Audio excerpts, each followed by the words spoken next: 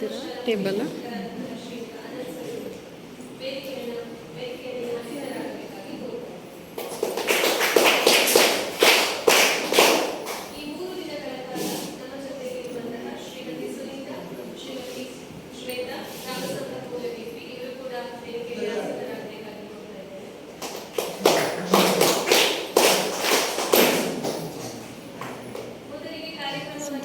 Video ತೆಗಿತಿದ್ದೀನಿ, video ತೆಗಿತಿದ್ದೀನಿ. ಅದರಲ್ಲಿ ಕ್ಯಾಪ್ಷನ್ ಕರೆಕ್ಟ್ ಉಂಟಲ್ಲ? ನನಗೊಂದು ಹೆಲ್ಪ್ ಮಾಡ್ತೀರಾ? ಅದು ಟೇಬಲ್ ಇಲ್ಲಿ ಇರ್ತೀರಾ? ನಾನು ಇಲ್ಲಿ ಸ್ವಲ್ಪ ಹೊರಗೆ ಚುಚ್ಚು.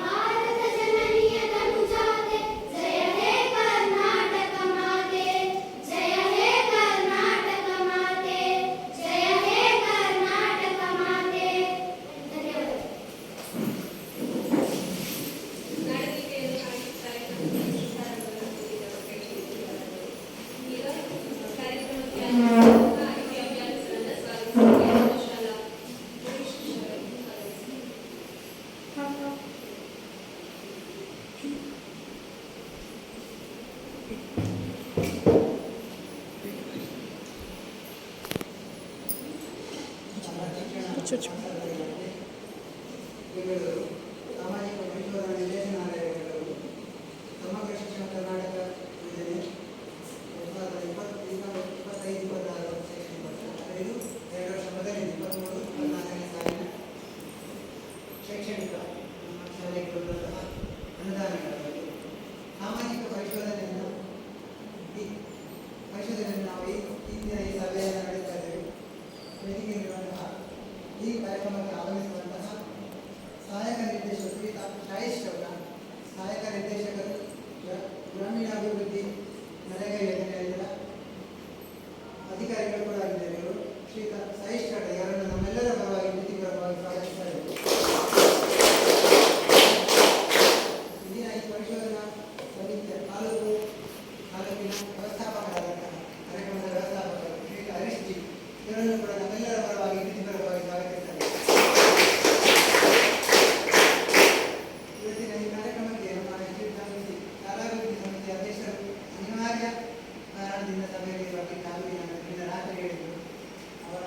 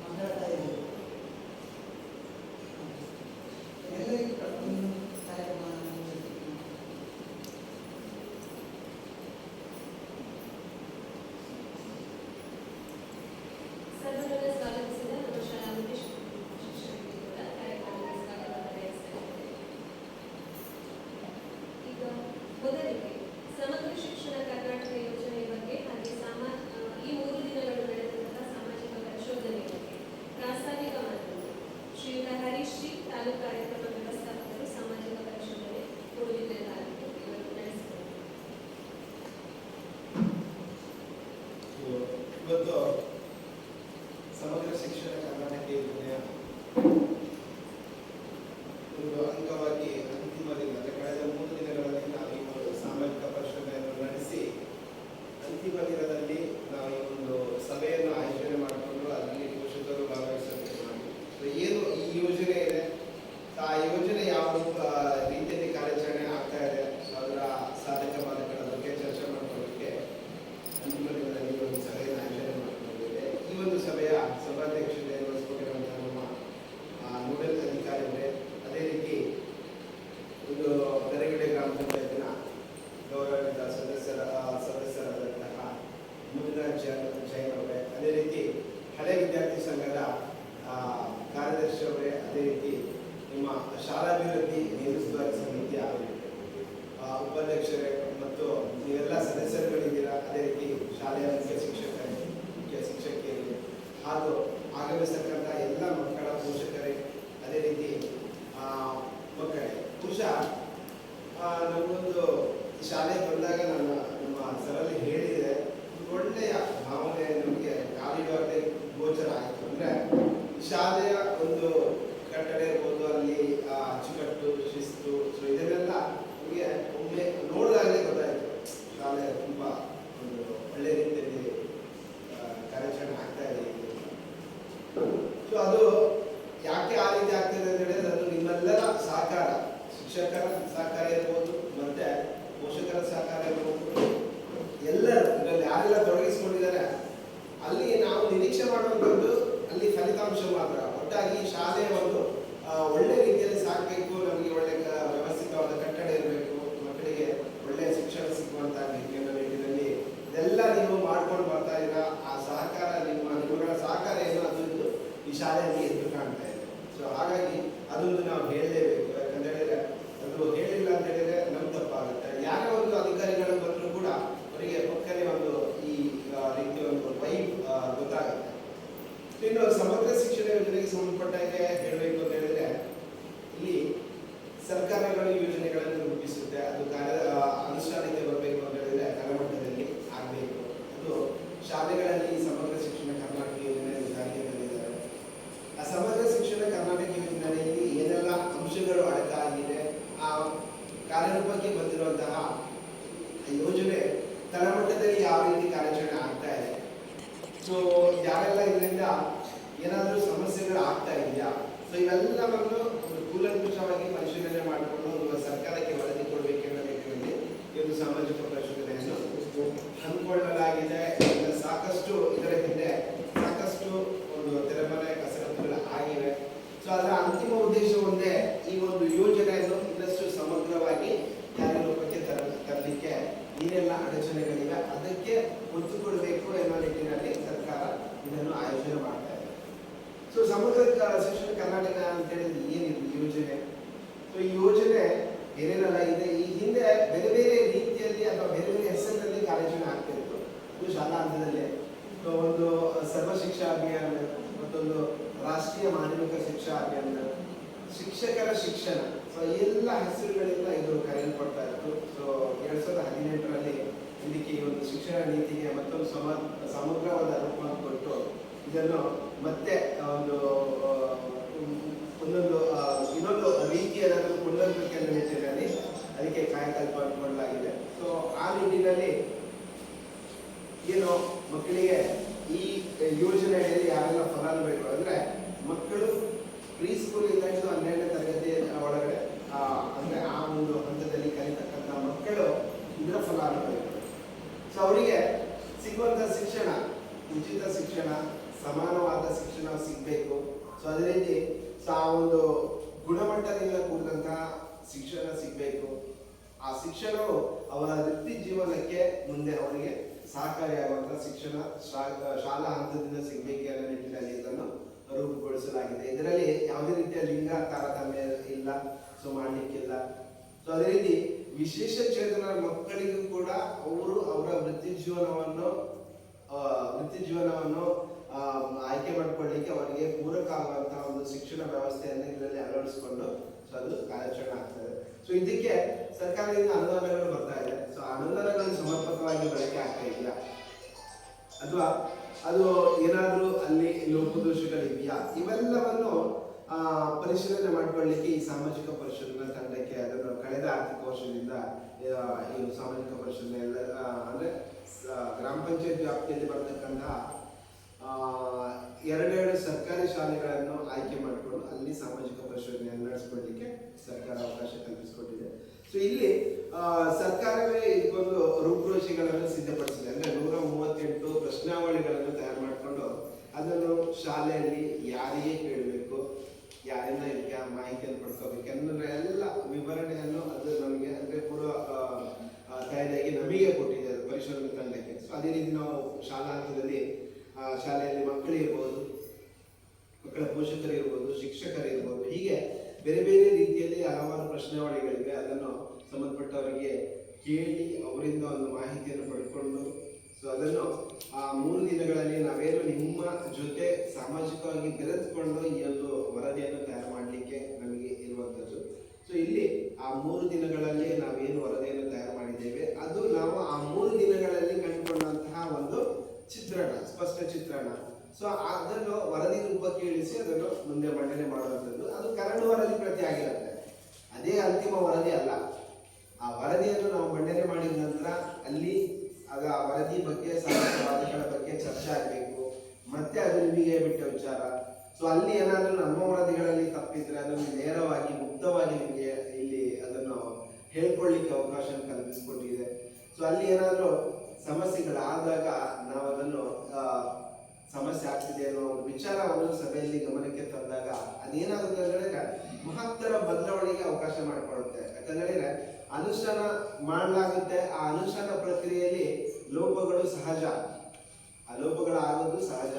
ಆದರೆ ಆಗ್ತಕ್ಕಂತಹ ಲೋಪಗಳನ್ನು ನಾವು ಈ ತರ ಲೋಪಗಳು ಆಗ್ತಿದೆ ಅನ್ನೋ ಒಂದು ಮಾಹಿತಿಯನ್ನು ಆಸ್ ಎ ಗ್ರಾಮಸ್ಥರಾಗಿ ಅಥವಾ ಸಾರ್ವಜನಿಕವಾಗಿ ನಮ್ಮ ಜವಾಬ್ದಾರಿಯನ್ನು ನಾವು ನಿರ್ವಹಿಸಿದಾಗ ಸೊ ಈ ತರ ಲೋಪ ಆಗ್ತಿದೆ ಅನ್ನೋ ಒಂದು ವಿಚಾರವನ್ನು ನಾವು ಗಮನಕ್ಕೆ ತಂದಾಗ ಮುಂದೆ ಅಲ್ಲಿ ಆ ಲೋಪಗಳು ಆಗದಾಗೆ ಅಲ್ಲಿ ಕ್ರಮ ತೆಗೊಳ್ಳಿಕ್ಕೆ ಅವಕಾಶ ಇರುತ್ತೆ.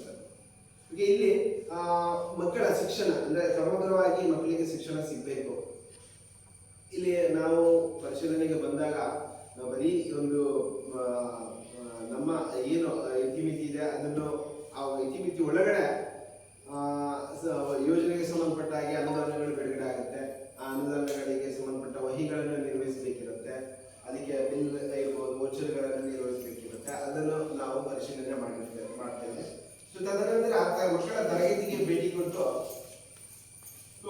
ಪಠ್ಯದ ವಿಚಾರ ಹೊರತುಪಡಿಸಿ ಮಕ್ಕಳ ಪಠ್ಯೇತರ ವಿಚಾರವಾಗಿ ಅವರ ಬುದ್ಧಿಮತ್ತೆಯನ್ನು ತಿಳ್ಕೊಳ್ಳುವಂತಹ ಒಂದು ಪ್ರಯತ್ನವನ್ನು ಕೂಡ ನಾವು ಆ ಒಂದು 3 ದಿನಗಳಲ್ಲಿ ನಡೆಸ್ತೇವೆ. ಇನ್ನು ಮಕ್ಕಳ ಪೋಷಕರ ಮನೆ ಭೇಟಿ ಮಾಡುವಾಗ ಆ ಮಕ್ಕಳ ಪೋಷಕರಿಗೆ ಈ ಶಾಲೆಯಲ್ಲಿ ಆಗ್ತಕ್ಕಂತಹ ಮೆರವಣಿಗೆಗಳ ಬಗ್ಗೆ ಎಷ್ಟು ಮಾಹಿತಿ ಇದೆ, ಸೊ ಪೋಷಕರು ತಿಳ್ಕೊಳ್ಬೇಕಾದಂತಹ ವಿಷಯಗಳು ಏನು, ಸೊ ಎಲ್ಲದರ ಬಗ್ಗೆ ನಾವು ಪೋಷಕರಿಗೆ ಆ ಮಾಹಿತಿಗಳನ್ನು ಕೇಳಿ ಅದನ್ನು ದಾಖಲು ಮಾಡ್ಕೊಳ್ತೇವೆ. ಸೊ ಅಂತಿಮ ದಿನ ಸಭೆ ಇದೆ. ಸೊ ಅಲ್ಲಿ ಮಂಡನೆ ಮಾಡಲಿಕ್ಕೆ ಇರುವಂಥದ್ದು ಈ ಸಮಗ್ರ ಶಿಕ್ಷಣ ಕರ್ನಾಟಕ ಯೋಜನೆ ಅಡಿಯಲ್ಲಿ ಮಕ್ಕಳು ಅದು ಯಾವ ರೀತಿ ಅದನ್ನು ಪರಿಕಲ್ಪನೆ ಸರ್ಕಾರಕ್ಕೆ ಇದೆ ಅಂತ ಹೇಳಿದ್ರೆ, ಒಂದು ಸರ್ಕಾರಿ ಶಾಲೆಯಲ್ಲಿ ಓದತಕ್ಕಂತಹ ಮಕ್ಕಳು ಅವರು ಪ್ರೀ ಸ್ಕೂಲ್ ಇಂದ ಹಿಡಿದು 12ನೇ ತರಗತಿವರೆಗೆ ತಮ್ಮ ವಿದ್ಯಾಭ್ಯಾಸವನ್ನು ಅದು ಪ್ರಾಥಮಿಕ ಇರ್ಬೋದು, ಪ್ರೌಢಶಾಲಾ ಶಿಕ್ಷಣ ಇರ್ಬೋದು, ಅಥವಾ ಪದವಿ ಶಿಕ್ಷಣ ಇರ್ಬೋದು. ಸೊ ಈ ಹಂತಗಳಲ್ಲಿ ಅವರು ಶಿಕ್ಷಣವನ್ನು ಪೂರೈಕೆ ಮಾಡ್ಕೊಳ್ತಾ ಇರುವಾಗ ಸೊ ಏನು ಅವರು ಅಂತಿಮವಾಗಿ ಪದವಿ ಶಿಕ್ಷಣ ಮುಗಿಸಿ ಹೊರಗಡೆ ಹೊರ ಜಗತ್ತಿಗೆ ಬರುವಾಗ ಅವರಿಗೆ ಒಂದು ಸ್ಪರ್ಧಾತ್ಮಕ ಜಗತ್ತು ತೆಗೆದುಕೊಳ್ಳುತ್ತೆ. ಆ ಸ್ಪರ್ಧಾತ್ಮಕ ಜಗತ್ತಿನಲ್ಲಿ ಸರ್ಕಾರಿ ಶಾಲೆಯಲ್ಲಿ ಓದ್ತಕ್ಕಂತಹ ಮಕ್ಕಳು ಕೂಡ ಆ ಸ್ಪರ್ಧೆಗೆ ಅವರನ್ನು ತಯಾರು ಮಾಡಿಕೊಂಡು ಅಲ್ಲಿ ಅವರ ಮುಂದಿನ ವೃತ್ತಿ ಜೀವನವನ್ನು ಆಯ್ಕೆ ಮಾಡಿಕೊಳ್ಳಿಕ್ಕೆ ಅವರು ಕೂಡ ಸಮರ್ಥರಾಗಬೇಕು ಎನ್ನುವುದು ಎಲ್ಲರ ಮುಖ್ಯ ಉದ್ದೇಶ. ನಿಮ್ಗೆ ಗೊತ್ತಿರ್ಬೋದು. ಸೊ ಅದರಲ್ಲಿ ಬರೀ ಪಠ್ಯದ ವಿಚಾರದ ಬಗ್ಗೆ ಮಾತ್ರ ಇಲ್ಲಿ ಫೋಕಸ್ ಮಾಡ್ತಾ ಇಲ್ಲ. ಸೊ ಎಲ್ಲ ವಿಚಾರಗಳ ಬಗ್ಗೆ ಶಾಲೆಯಲ್ಲಿ ನಮ್ಮಲ್ಲಿ ಸರ್ಕಾರಿ ಶಾಲೆಯಲ್ಲಿ ಒಂದು ದೊಡ್ಡ ಶಿಕ್ಷಕರ ಒಂದು ಅಂದ್ರೆ ಅವರು ಯಾವ ರೀತಿ ಶಿಕ್ಷಕರು ಅಂತ ಹೇಳಿದ್ರೆ ಎಲ್ಲವನ್ನು ಪರಿಪೂರ್ಣತೆ ಅವರೇ ಆ ವೃತ್ತಿ ಶಿಕ್ಷಣ ಅವರ ಏನು ಶಿಕ್ಷಣಕ್ಕೆ ಸಂಬಂಧಪಟ್ಟ ಹಾಗೆ ಅವರು ಏನು ಅದಕ್ಕೆ ಸಂಬಂಧಪಟ್ಟ ವಿಶೇಷ ಒಂದು ತರಗತಿಯನ್ನು ಅಥವಾ ಪರೀಕ್ಷೆಯನ್ನು ಪಡೆದುಕೊಂಡು ಸೊ ಅದರಲ್ಲಿ ತೇರ್ಗಡೆ ಆಗಿ ಬಂದಂತಹ ಒಂದು ಉತ್ತಮ ಗುಣಮಟ್ಟದ ಶಿಕ್ಷಕರು ನಮ್ಮ ಸರ್ಕಾರಿ ಶಾಲೆಯಲ್ಲಿ ಇರುವಂಥದ್ದು. ಸೊ ಪೋಷಕರು ಈ ಒಂದು ವಿಚಾರದ ಬಗ್ಗೆ ಯಾರು ಅಷ್ಟು ಗಮನ ತಗೊಳ್ತಾ ಇಲ್ಲ. ಸೊ ನಮಗೆ ಏನು ನಮ್ಮ ಮಕ್ಕಳಿಗೆ ಬೇಕಾಗಿರುವಂಥದ್ದು ಬರೀ ಗುಣಮಟ್ಟದ ಶಿಕ್ಷಣ. ಆ ಗುಣಮಟ್ಟದ ಶಿಕ್ಷಣ ಯಾವ ತರ ಇರಬೇಕು ಅಂತ ಹೇಳಿದ್ರೆ ಮಕ್ಕಳ ವೃತ್ತಿ ಜೀವನಕ್ಕೆ ಅದು ಅವರಿಗೆ ಹೆಲ್ಪ್ ಆಗುವಂತ ಒಂದು ಶಿಕ್ಷಣ ನಾವು ನಿರೀಕ್ಷೆ ಮಾಡುವಂಥದ್ದು. ಸೊ ಇಲ್ಲಿ ನಮ್ಮ ಈ ಶಿಕ್ಷಣ ಸಂಸ್ಥೆ ಅಂದ್ರೆ ಸರ್ಕಾರಿ ಶಾಲೆಗಳಲ್ಲಿ ಆ ಶಿಕ್ಷಕರು ಇವೆಲ್ಲವನ್ನು ಅವರಿಗೆ ಮಕ್ಕಳಿಗೆ ಶಿಕ್ಷಣವನ್ನು ಕೊಡ್ಲಿಕ್ಕೆ ಅವರೆಲ್ಲ ಒಂದು ಪರಿಪೂರ್ಣತೆ ಅಂದ್ರೆ ನೈಪುಣ್ಯತೆಯನ್ನು ಪಡೆದಂತಹ ಒಂದು ಶಿಕ್ಷಕರ ತಂಡ ಇರುವಂಥದ್ದು ನೀವು ಗಮನಿಸಿರ್ಬೋದು. ಸೊ ಅವರು ಒಂದು ಮಗು ಈಗ ಸಾಮಾನ್ಯವಾಗಿ ಅವರು ಪ್ರಾಥಮಿಕ ಶಿಕ್ಷಣ ಇರ್ಬೋದು, ಪ್ರೌಢಶಾಲಾ ಶಿಕ್ಷಣ ಹಂತಕ್ಕೆ ಬರುವಾಗ ಸೊ ಮಕ್ಕಳಲ್ಲಿ ಕೆಲವೊಂದು ವಿಶೇಷ ಅಭಿರುಚಿಗಳು ಅವ್ರಿಗೆ ಗೊತ್ತಿಲ್ಲದಂತೆ ಅನಾವರಣಗೊಳ್ಳುತ್ತೆ. ಅಂದ್ರೆ ಅದು ನಿಮ್ಮ ಮಕ್ಕಳ ಪೋಷಕರ ಗಮನಕ್ಕೆ ಬರುತ್ತೆ. ಸೊ ಆ ಪೋಷಕರು ಬಹಳ ಹತ್ತಿರದಿಂದ ಅದನ್ನು ಗಮನಿಸ್ತಾರೆ. ಅಂದ್ರೆ ನನ್ನ ಮಗುವಿಗೆ ಈ ಒಂದು ವಿಚಾರದಲ್ಲಿ ಆಸಕ್ತಿ ಇದೆ ಅನ್ನುವ ವಿಚಾರವನ್ನು ಅವರ ಗಮನಕ್ಕೆ ಬರುತ್ತೆ. ಸೊ ಬಂದಾಗ ಏನಾಗುತ್ತೆ, ಮಕ್ಕಳ ಕೆಲವೊಂದು ಹಂತದಲ್ಲಿ ಪೋಷಕರು ಅದನ್ನು ನಿರ್ಲಕ್ಷ್ಯ ಮಾಡ್ತಾರೆ. ಆದರೆ ಆ ರೀತಿ ಮಾಡಬಾರ್ದು. ಸೊ ನೀವು ಗಮನಿಸಿದಂತ ಮಕ್ಕಳ ಅಭಿರುಚಿ ಏನಿದೆ ಅದನ್ನು ನೀವು ಶಾಲೆಯಲ್ಲಿ ಸಂಬಂಧಪಟ್ಟ ಶಿಕ್ಷಕರ ಗಮನಕ್ಕೆ ತರಬೇಕು. ಆವಾಗ ಏನಾಗುತ್ತೆ, ಆ ಮಕ್ಕಳಿಗೆ ಶಾಲೆಯಲ್ಲಿ ಕೂಡ ಮಕ್ಕಳು ಅವರನ್ನು ಬಹಳ ಹತ್ತಿರದಿಂದ ಗಮನಿಸಿ ಇವನಿಗೆ ಈ ತರ ಒಂದು ಶಿಕ್ಷಣದ ಅಗತ್ಯ ಇದೆ, ಸೊ ಈ ತರ ಒಂದು ತರಬೇತಿ ಅಗತ್ಯ ಇದೆ ಅಂತ ಅನ್ನೋ ಒಂದು ವಿಚಾರಕ್ಕೆ ಅವ್ರು ಬರ್ತಾರೆ. ಸೊ ಅದಕ್ಕೆ ಪೂರಕವಾಗಿ ಆ ಒಂದು ತರಬೇತಿಯನ್ನು ಅಥವಾ ಶಿಕ್ಷಣವನ್ನು ಮಕ್ಕಳಿಗೆ ಕೊಡ್ತಾರೆ. ಅವಾಗ ಏನಾಗುತ್ತೆ, ಆ ಮಗು ಮುಂದೆ ಅದನ್ನು ಮತ್ತೆ ಅವರು ಅದನ್ನು ಕಂಟಿನ್ಯೂ ಮಾಡ್ಕೊಂಡು ಹೋಗ್ಲಿಕ್ಕೆ ಅವರಿಗೆ ಅನುಕೂಲ ಆಗುತ್ತೆ. ಸೊ ಈ ವಿಚಾರ ಅವರಿಗೆ ಮತ್ತೆ ಅವರ ಏನು ಪದವಿ ಶಿಕ್ಷಣ ಮುಗಿಸಿ ತರಗತಿಗೆ ಬಂದಾಗ ಆ ವೃತ್ತಿ ಶಿಕ್ಷಣಕ್ಕೆ ಅದು ಬಹಳಷ್ಟು ಸಹಕಾರಿಯಾಗುತ್ತೆ. ಸೊ ಆದ್ರಿಂದ ಮಕ್ಕಳ ಪೋಷಕರು ಮಕ್ಕಳನ್ನು ಶಾಲೆಗೆ ದಾಖಲು ಮಾಡಿದ್ರೆ ಅವರ ಕರ್ತವ್ಯ ಅಲ್ಲಿ ಮುಗಿಯಲ್ಲ. ಸೊ ತದನಂತರದ ಬೆಳವಣಿಗೆ ಅಂತ ಹೇಳಿದ್ರೆ ಮಕ್ಕಳು, ಪೋಷಕರು ಮತ್ತು ಶಿಕ್ಷಕರ ಸಂಬಂಧ ಅದು ಬಹಳ ಗಟ್ಟಿಯಾಗಿರ್ಬೇಕು. ಗಟ್ಟಿಯಾಗಿದ್ದಾಗ ಮಾತ್ರ ಅಲ್ಲಿ ಆ ಒಂದು ಗಟ್ಟಿತನ ಅದು ಯಾವ ರೀತಿ ಪ್ರತಿಫಲಿಸುತ್ತೆ ಅಂತ ಹೇಳಿದ್ರೆ ಅದು ನಮ್ಮ ಮಕ್ಕಳ ಫಲಿತಾಂಶದ ಮೇಲೆ ಅದು ಮತ್ತೆ ವಾಪಸ್ ಬರುತ್ತೆ. ಆ ಫಲಿತಾಂಶವನ್ನು ನಾವು ಮಕ್ಕಳ ಪೋಷಕರು ನಿರೀಕ್ಷೆ ಮಾಡುವಂಥದ್ದು. ಅದರಿಂದ ಈ ಒಂದು ನಿಟ್ಟಿನಲ್ಲಿ ಹೆಚ್ಚಿನ ಪೋಷಕರು ಬಹಳಷ್ಟು ಗಮನ ಹರಿಸಬೇಕಿದೆ. ಸೊ ಇಲ್ಲಿ ಏನೇ ಆದರೂ ಕೂಡ ಸರ್ಕಾರಗಳು ಕೂಡ ಅದೇ ರೀತಿಯಲ್ಲಿ ಏನು ಕಾರ್ಯಾಚರಣೆ ಮಾಡ್ತಾ ಇದೆ. ಅಂದ್ರೆ ಪ್ರತಿಯೊಂದು ಹಂತದಲ್ಲಿ ಮಕ್ಕಳ ಸುರಕ್ಷತೆ ಇರ್ಬೋದು, ಸೊ ಎಲ್ಲವನ್ನು ಅಲ್ಲಿ ಅವರು ಸರ್ಕಾರ ಪ್ರತಿಯೊಂದು ವಿಚಾರಕ್ಕೂ ಒತ್ತು ಕೊಟ್ಟು ಅದರ ವರದಿಯನ್ನು ಕೇಳ್ತಾ ಇದೆ. ಸೊ ಹಾಗಾಗಿ ಮಕ್ಕಳ ಲೈಂಗಿಕ ಸುರಕ್ಷತೆ ಇರ್ಬೋದು, ಸೊ ಅವರಿಗೆ ಏನು ಶಾಲೆಯಲ್ಲಿ ಸಿಗ್ತಕ್ಕಂತಹ ಏನು ಸಮವಸ್ತ್ರ ಇರ್ಬೋದು, ಮಧ್ಯಾಹ್ನ ಬಿಸಿಯೂಟ ಇರ್ಬೋದು, ಪ್ರತಿಯೊಂದು ವಿಚಾರದ ಬಗ್ಗೆ ಕೂಡ ಸರ್ಕಾರ ಬಹಳಷ್ಟು ಕಾಳಜಿ ವಹಿಸ್ತಾ ಇದೆ. ಇದಕ್ಕೋಸ್ಕರ ಬಹಳಷ್ಟು ಹಣವನ್ನು ಖರ್ಚು ಮಾಡ್ತಾ ಇದೆ ಸರ್ಕಾರ ಮಕ್ಕಳ ಶಿಕ್ಷಣಕ್ಕೆ. ಅದರ ಬಗ್ಗೆ ನಮಗೆ ಅಷ್ಟು ದೊಡ್ಡ ವಿಚಾರ ನಾವು ಅದನ್ನು ಗಂಭೀರವಾಗಿ ಯೋಚನೆ ಮಾಡಲಿಕ್ಕೆ ಹೋಗಲ್ಲ. ಅದೇ ಸರ್ಕಾರ ಇಷ್ಟೆಲ್ಲ ಖರ್ಚು ಮಾಡಿಬಿಟ್ಟು ಪ್ರತಿಯೊಂದು ಮಕ್ಕಳಲ್ಲಿ ಏನು ನಿರೀಕ್ಷೆ ಮಾಡ್ತಾ ಇದೆ ಅಂತ ಹೇಳಿದ್ರೆ ವಾಪಸ್ ಸರ್ಕಾರಕ್ಕೆ ಏನು ಅವರು ಕೊಡುಗೆ ಕೊಡಬೇಕಾಗಿರುತ್ತೆ ಅಂತ ಹೇಳಿದ್ರೆ ಅವರ 12ನೇ ತರಗತಿ ಪಾಸ್ ಆಗಿ ಮತ್ತೆ ಅವರ ವೃತ್ತಿ ಜೀವನವನ್ನು ಆಯ್ಕೆ ಮಾಡಿಕೊಳ್ಳಾಗ ಒಬ್ಬ ಉತ್ತಮ ರೀತಿಯಲ್ಲಿ ಅವನ ಜೀವನವನ್ನು ಅವನು ರೂಪಿಸಿಕೊಳ್ಳುವಲ್ಲಿ ಅವನು ಸಮರ್ಥನಾಗಿರ್ಬೇಕು ಎನ್ನುವುದನ್ನು ಮಾತ್ರ ಸರ್ಕಾರ ನಿರೀಕ್ಷೆ ಮಾಡುವಂಥದ್ದು. ಯಾವುದೇ ಕಾರಣಕ್ಕೆ ಅವರು ಸಮಾಜಕ್ಕೆ ಹೊರೆಯಾಗಿ ಬದುಕಬಾರದು ಎನ್ನುವ ನಿಟ್ಟಿನಲ್ಲಿ ಮಾತ್ರ ಸರ್ಕಾರ ಅದನ್ನು ವಾಪಸ್ ಕೇಳುತ್ತೆ ಹೊರತು ಬೇರೆ ಏನನ್ನು ಕೇಳಲ್ಲ. ಸೊ ಇನ್ನೊಂದು ವಿಚಾರ ಇಲ್ಲಿ ನಾನು ಉಲ್ಲೇಖ ಮಾಡಲೇಬೇಕು ನಿಮಗೆ. ಸೊ ಇಷ್ಟು ಒಂದು ಒಳ್ಳೆಯ ವಾತಾವರಣ ಇದೆ. ಸೊ ಮಕ್ಕಳ ಸಂಖ್ಯೆ ಯಾವುದೇ ಕಾರಣಕ್ಕೂ ಇಲ್ಲಿ ಕಡಿಮೆ ಆಗಲಿಕ್ಕೆ ಬಿಡಬೇಡಿ. ಸೊ ಇದು ಇಲ್ಲಿಯ ಒಂದು ಪೋಷಕರಿಗೆ, ಈ ಗ್ರಾಮೀಣ ಭಾಗದ ಪೋಷಕರಿಗೆ ಬಹಳಷ್ಟು ಅಂದ್ರೆ ಪೋಷಕರಿಗೆ ಬಹಳಷ್ಟು ಹತ್ತಿರವಾದಂಥ ವಿಚಾರ. ಯಾಕಂದ್ರೆ ಇಷ್ಟರವರೆಗೆ ನಾನು ಕಳೆದ ವರ್ಷದಿಂದ ಇಲ್ಲಿವರೆಗೆ ನಾವು ಆಡಿಟ್ ಹೋದಂತಹ ಸಂದರ್ಭಗಳಲ್ಲಿ ನನಗೆ ಇಷ್ಟು ಒಂದು ಒಳ್ಳೆಯ ವಾತಾವರಣ ಇರುವಂತಹ ಒಂದು ಪ್ರಾಥಮಿಕ ಶಾಲೆ ನಾನು ಎಲ್ಲೂ ನೋಡಿಲ್ಲ ನಿಜವಾಗ್ಲೂ. ಸೊ ಯಾಕಂತ ಹೇಳಿದ್ರೆ ಇದನ್ನು ನೀವು ಉಳಿಸ್ಕೊಂಡು ಬೆಳೆಸ್ಕೊಂಡು ಹೋಗ್ಬೇಕಾಗಿರುವಂಥದ್ದು ಈ ಭಾಗದ ಪೋಷಕರ ಕರ್ತವ್ಯ ಆಗಿದೆ. ಯಾಕಂತ ಹೇಳಿದ್ರೆ ಇಷ್ಟು ಚೆನ್ನಾಗಿರೋ ಒಂದು ಬಿಲ್ಡಿಂಗ್ ಇದೆ.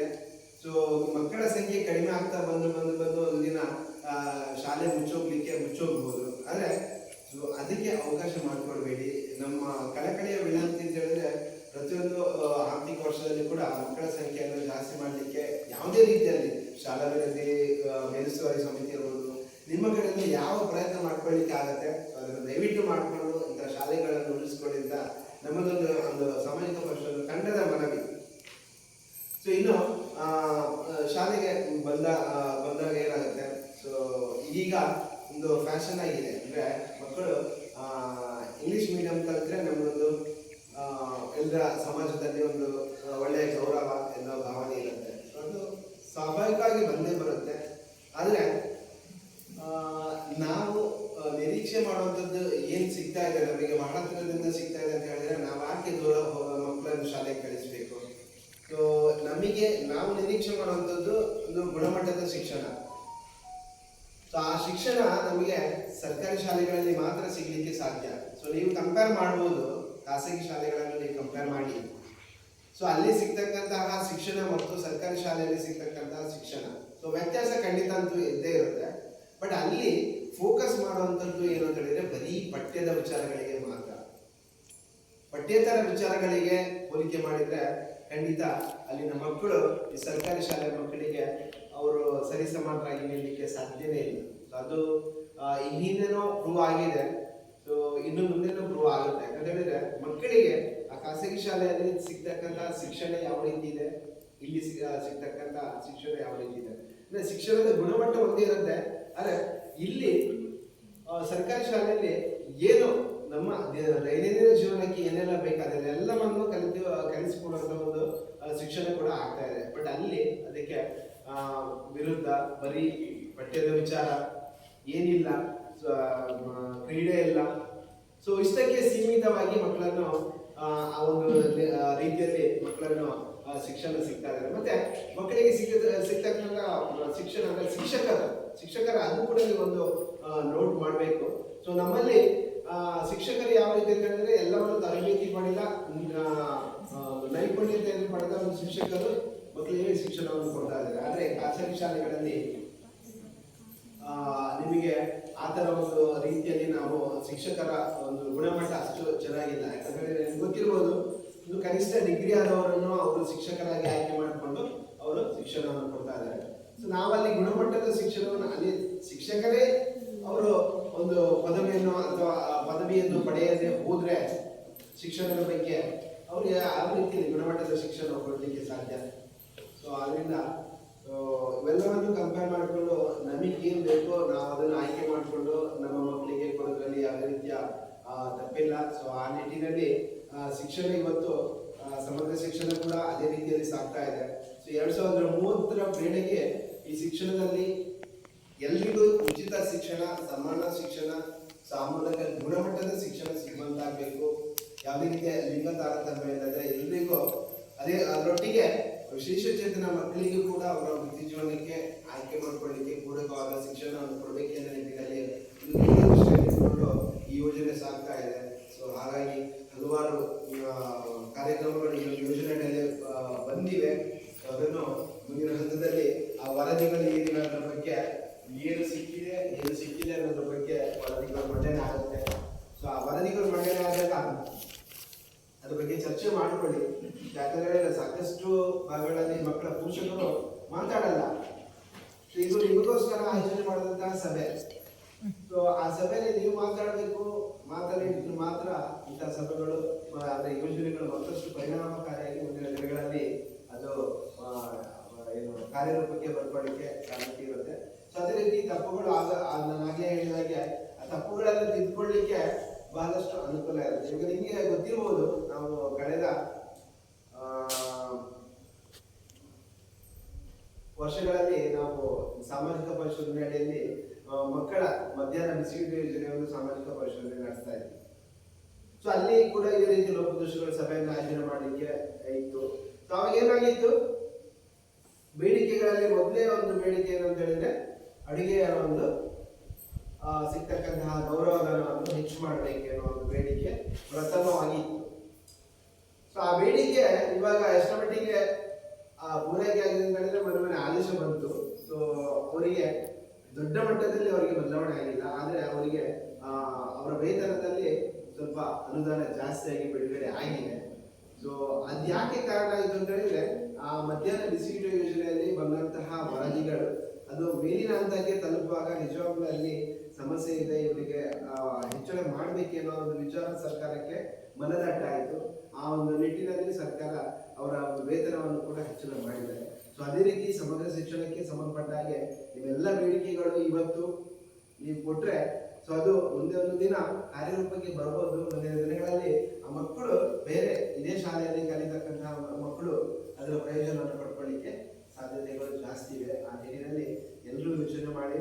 ಸೊ ಇವತ್ತು ಈ ಒಂದು ಶಾಲೆಯಲ್ಲಿ ನನಗೆ ನಾವಿವತ್ತು ಈ ಪೋಷಕರ ಸಭೆಯಲ್ಲಿ ಯೋಜನೆಗಳ ಬಗ್ಗೆ ನನಗೆ ಹಾಗೂ ಸಾಮಾಜಿಕ ಪರಿಶೋಧನೆ ಬಗ್ಗೆ ನಿಮಗೆ ಜಾಸ್ತಿ ಗೊತ್ತಿರ್ಲಿಕ್ಕಿಲ್ಲ. ಸೊ ನಾವು ಸಾಮಾಜಿಕವಾಗಿ ನಿಮ್ಮಲ್ಲಿ ಬೆರೆದುಕೊಂಡು ಎಲ್ಲ ವರದಿಗಳನ್ನು ತಯಾರು ಮಾಡುವಂಥದ್ದು.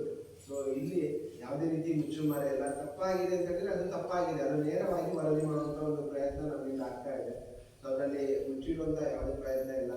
ಸೊ ಹಾಗಾಗಿ ಒಂದು ಸಾಮಾಜಿಕ ಪರಿಶೋಧನೆಯ ಬಗ್ಗೆ ಇರ್ಬೋದು, ಸಮಗ್ರ ಶಿಕ್ಷಣ ಬಗ್ಗೆ ಇರ್ಬೋದು, ಈ ಯೋಜನೆ ಬಗ್ಗೆ ಪ್ರಾಸಂಗಿಕವಾಗಿ ಮಾತನಾಡಲಿಕ್ಕೆ ಅನುವು ಮಾಡಿಕೊಟ್ಟಿದ್ದೀರಾ. ಸೊ ಎಲ್ಲರನ್ನೂ ಮತ್ತೊಮ್ಮೆ ವಂದಿಸುತ್ತಾ ನನಗೆ ಮಾತುಗಳನ್ನು ಮುಗಿಸ್ತಾ ಇದ್ದೀನಿ. ನಿಜವಾಗಿ ನಮ್ಮ ಶಾಲೆಯಲ್ಲಿ ಸಾಮಾಜಿಕ ಪರಿಶೋಧನೆ ಅಂತ ಹೇಳುವಾಗ ನಮ್ಗೆ ಇದರ ಪೂರ್ತಿ ಈ ವಿಷಯದ ಈ ಪರಿಶೋಧನೆಯ ಆಳ ಅಗಲ ಸರಿಯಾಗಿ ನಮ್ಗೆ ಇನ್ನೂ ಗೊತ್ತಿರಲಿಲ್ಲ. ಯಾವಾಗ ಶ್ರೀಮತಿ ಸುನೀತಾ ಮತ್ತು ಶ್ವೇತಾ ಅವರು ಶಾಲೆಗೆ ಬಂದು ಪ್ರಥಮ ದಿನ ಶಾಲೆಯ ಸಾಮಾಜಿಕ ಪರಿಶೋಧನೆ ಅಂದ್ರೆ ಶಾಲೆಯ ಆಂತರಿಕ ಪರಿಶೋಧನೆಯನ್ನು ಮಾಡಿದ್ರು. ಅದರ ನಂತರ ಇನ್ನು ನಾವು ಎಲ್ಲ ಪೋಷಕರ ಮನೆಗೆ ಭೇಟಿ ನೀಡಿದ್ವಿ. ಹಾಗೆ ಇವತ್ತು ಶ್ರೀಯುತ ಹರೀಶ್ ಜಿ ಅವರು ಸಾಧಾರಣವಾಗಿ ತಾಲೂಕ್ ಪಂಚಾಯತಿಂದ ಬಂದಿರುವವರು ಅನ್ನೋದಕ್ಕಿಂತ ನಮಗೆ ನಮ್ಮ ಶಿಕ್ಷಣ ಇಲಾಖೆಯ ಪರವಾಗಿ ಒಬ್ಬರು ಬಂದು ಮಾತಾಡಿದಾಗೆ ಅನಿಸ್ತು. ಯಾಕಂತ ಹೇಳಿದ್ರೆ ಶಾಲೆಯ ಬಗ್ಗೆ, ಶಾಲೆಯ ಅಭಿವೃದ್ಧಿಯ ಬಗ್ಗೆ, ನಮ್ಮ ಶಾಲೆಯ ಬಗ್ಗೆ, ಹಾಗೆ ಮುಖ್ಯವಾಗಿ ನಾವು ಶಿಕ್ಷಕ ವೃಂದ, ಶಾಲಾ ವಿದ್ಯಾರ್ಥಿ, ಹಳೆ ವಿದ್ಯಾರ್ಥಿ ಸಮಿತಿ ಹಾಗೆ ಶಾಲಾ ಪೋಷಕ ವೃಂದ ಈ ಎಲ್ಲರ ಪರವಾಗಿ ಮಾತಾಡಿದ ಹಾಗೆ ಅನಿಸ್ತು. ಶಾಲೆಯಲ್ಲಿ ನಿಜವಾಗಿ ನಮ್ಮ ಶಾಲೆಯಲ್ಲಂತೂ ಎಲ್ಲಾ ಅನುಕೂಲಗಳು ಇದೆ. ಇವೊಂದು ಇನ್ಸ್ಪೈರ್ ವಾರ್ಡ್ ಅಲ್ಲಿ ಮಕ್ಕಳು ಸೆಲೆಕ್ಷನ್ ಆಗ್ತಾ ಇದ್ದಾರೆ.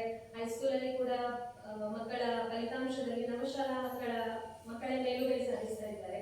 ಇದೆಲ್ಲ ಇದ್ರೆ ಕೂಡ ಶಾಲೆಯಲ್ಲಿ ವಿದ್ಯಾರ್ಥಿಗಳ ಸಂಖ್ಯೆ ಕಡಿಮೆ ಆಗ್ತಾ ಇದೆ. ಸೊ ಈ ಬಗ್ಗೆ ಎಲ್ಲರನ್ನ ನಮ್ಮ ಪರವಾಗಿ ಮನವಿ ಮಾಡಿದಂತ ಹಾಗೆ ಈ ಕಾರ್ಯಕ್ರಮದ ಬಗ್ಗೆ ಪ್ರಾಸ್ತಾವಿಕವಾಗಿ ಮಾತನಾಡಿದಂತಹ ಶ್ರೀಯುತರಿಗೆ ಎಲ್ಲರ ಪರವಾಗಿ ಧನ್ಯವಾದಗಳನ್ನು ಅರ್ಪಿಸ್ತೇನೆ.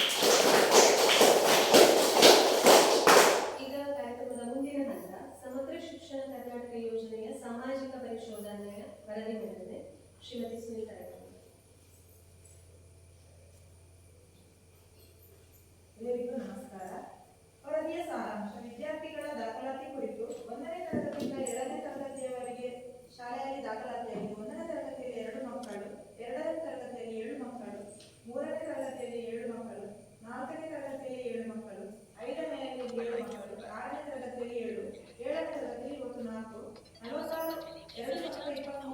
46 ಮಕ್ಕಳು ವಿದ್ಯಾರ್ಥಿಗಳು ಇದ್ದಿರುತ್ತದೆ. ವಿದ್ಯಾರ್ಥಿಗಳಿಗೆ ಸಂಬಂಧಿಸಿರುವುದು ಸದರಿ ಶಾಲೆಯಲ್ಲಿ ಪ್ರಸ್ತುತ 2025-26ನೇ ಶೈಕ್ಷಣಿಕ ವರ್ಷದಲ್ಲಿ 1ರಿಂದ 7ನೇ ತರಗತಿಯವರೆಗೆ ತರಗತಿಗಳಿದ್ದು ಒಟ್ಟು 36 ವಿದ್ಯಾರ್ಥಿಗಳು ದಾಖಲಾಗಿದ್ದು ಅದರಲ್ಲಿ 22 ಹುಡುಗರು, 14 ಹುಡುಗಿಯರು ಶಾಲೆಯಲ್ಲಿ ವಿದ್ಯಾಭ್ಯಾಸ ಪಡೆಯುತ್ತಿದ್ದಾರೆ. ಭೇಟಿಯ ದಿನದಂದು ಶಾಲಾ ದಾಖಲಾತಿಯಲ್ಲಿರದ ಮತ್ತು ಸಾಮಾಜಿಕ ಪರಿಶೋಧನೆಯ 2ನೇ ದಿನದ ಹಾಜರಾತಿಯ ಮಕ್ಕಳ ಸಂಖ್ಯೆಗೆ ಸಂಬಂಧಿಸಿದಂತೆ ದಿನಾಂಕ 26/6/2025ರಂದು ಒಟ್ಟು 35 ವಿದ್ಯಾರ್ಥಿಗಳು ಹಾಜರಾಗಿದ್ದು 1 ವಿದ್ಯಾರ್ಥಿ ಗೈರು ಹಾಜರಾಗಿರುತ್ತಾರೆ. ವಿದ್ಯಾರ್ಥಿಗಳು ಪಠ್ಯಪುಸ್ತಕಗಳನ್ನು ಮತ್ತು ಅಭ್ಯಾಸ ಪುಸ್ತಕಗಳನ್ನು ಪಡೆದಿರುತ್ತಾರೆ. ಮಕ್ಕಳು ಸಮವಸ್ತ್ರವನ್ನು ಪಡೆದಿರುತ್ತಾರೆ. ಮಕ್ಕಳು ವಿದ್ಯಾರ್ಥಿ ವೇತನವನ್ನು ಪಡೆದಿದ್ದು ನೇರವಾಗಿ ವಿದ್ಯಾರ್ಥಿಗಳ ಖಾತೆಗೆ ಜಮೆಯಾಗಿರುತ್ತದೆ. ಸದೃಶ ಸಾಲಿನ ಹಿಂದಿನ ಮಾಹಿತಿಯಲ್ಲಿ ವಿದ್ಯಾರ್ಥಿಗಳ ಹಾಜರಾತಿ ಶೇಕಡ 80ಕ್ಕಿಂತ ಹೆಚ್ಚಾಗಿರುತ್ತದೆ. 2 ಮಕ್ಕಳು ಬರುವ ಮಾರ್ಗವು ಸುರಕ್ಷಿತವಾಗಿರುವುದಿಲ್ಲ. ಮಕ್ಕಳನ್ನು ಅವರ ವಯಸ್ಸಿನ ಅನುಗುಣವಾಗಿ ತರಗತಿಗಳಿಗೆ ದಾಖಲಾತಿ ಮಾಡಿಕೊಳ್ಳಲಾಗಿದೆ. ಸೂಕ್ತ ದಾಖಲೆಗಳಿಲ್ಲದ ಕಾರಣ ಶಾಲಾ ದಾಖಲಾತಿಯನ್ನು ನಿರಾಕರಿಸದ ಪ್ರಕರಣ ಕಂಡುಬಂದಿರುವುದಿಲ್ಲ. ಮಕ್ಕಳಿಗೆ ತಾರತಮ್ಯ, ದೈಹಿಕ ಶಿಕ್ಷೆ, ಮಾನಸಿಕ ಕಿರುಕುಳ ಮತ್ತು ಲೈಂಗಿಕ ಕಿರುಕುಳ ನೀಡಲಾಗುತ್ತಿಲ್ಲ. ಎಲ್ಲ ಅಪೇಕ್ಷಣೀಯ ಮಕ್ಕಳಿಗೆ ವರ್ಗಾವಣೆ ಪ್ರಮಾಣ ಪತ್ರವನ್ನು ನೀಡಲಾಗಿದೆ. 2025-26ನೇ ಅವಧಿಯಲ್ಲಿ ವಿಶೇಷ ಅಗತ್ಯವುಳ್ಳ ಮಗುವಿನ ದಾಖಲಾತಿ ಸದರಿ ಶಾಲೆಯಲ್ಲಿ ಇರುವುದಿಲ್ಲ. ಶಿಕ್ಷಕರಿಗೆ ಸಂಬಂಧಿಸಿರುವುದು ಸದರಿ ಶಾಲೆಯಲ್ಲಿ 2023-24ನೇ ಶೈಕ್ಷಣಿಕ ಅವಧಿಯಲ್ಲಿ 3 ಶಿಕ್ಷಕರು, 1 ಮುಖ್ಯ ಶಿಕ್ಷಕರು ಮತ್ತು 2 ಸಹ ಶಿಕ್ಷಕರು ಕರ್ತವ್ಯ ನಿರ್ವಹಿಸುತ್ತಿದ್ದರು. ಕಲಾ ಶಿಕ್ಷಕರನ್ನು, ಅರೆಕಾಲಿಕ ಬೋಧಕರನ್ನು ನೇಮಕ ಮಾಡಿಲ್ಲ. ಆರೋಗ್ಯ ಮತ್ತು ದೈಹಿಕ ಶಿಕ್ಷಣ, ವೃತ್ತಿ ಶಿಕ್ಷಣಕ್ಕೆ ಅರೆಕಾಲಿಕ ಬೋಧಕರನ್ನು ನೇಮಕ ಮಾಡಿಲ್ಲ. ಪೂರ್ಣಾವಧಿಯ ಮುಖ್ಯ ಶಿಕ್ಷಕರನ್ನು ಹಿರಿಯ ಪ್ರಾಥಮಿಕ ಶಾಲೆಯಲ್ಲಿ ನೇಮಕ ಮಾಡಲಾಗಿದೆ. ಶಿಕ್ಷಕರು ನಿಯಮಿತವಾಗಿ ಶಾಲೆಗೆ ಹಾಜರಾಗುತ್ತಾರೆ. ಶಿಕ್ಷಕರು ಪ್ರತಿದಿನ ಶಾಲೆಗೆ ತಡವಾಗಿ ಬರುವ ಮತ್ತು ಪ್ರತಿದಿನ ಶಾಲೆಯಿಂದ ಮುಂಚಿತವಾಗಿ ತೆರಳುವ ಪ್ರಕರಣ ಕಂಡುಬಂದಿರುವುದಿಲ್ಲ.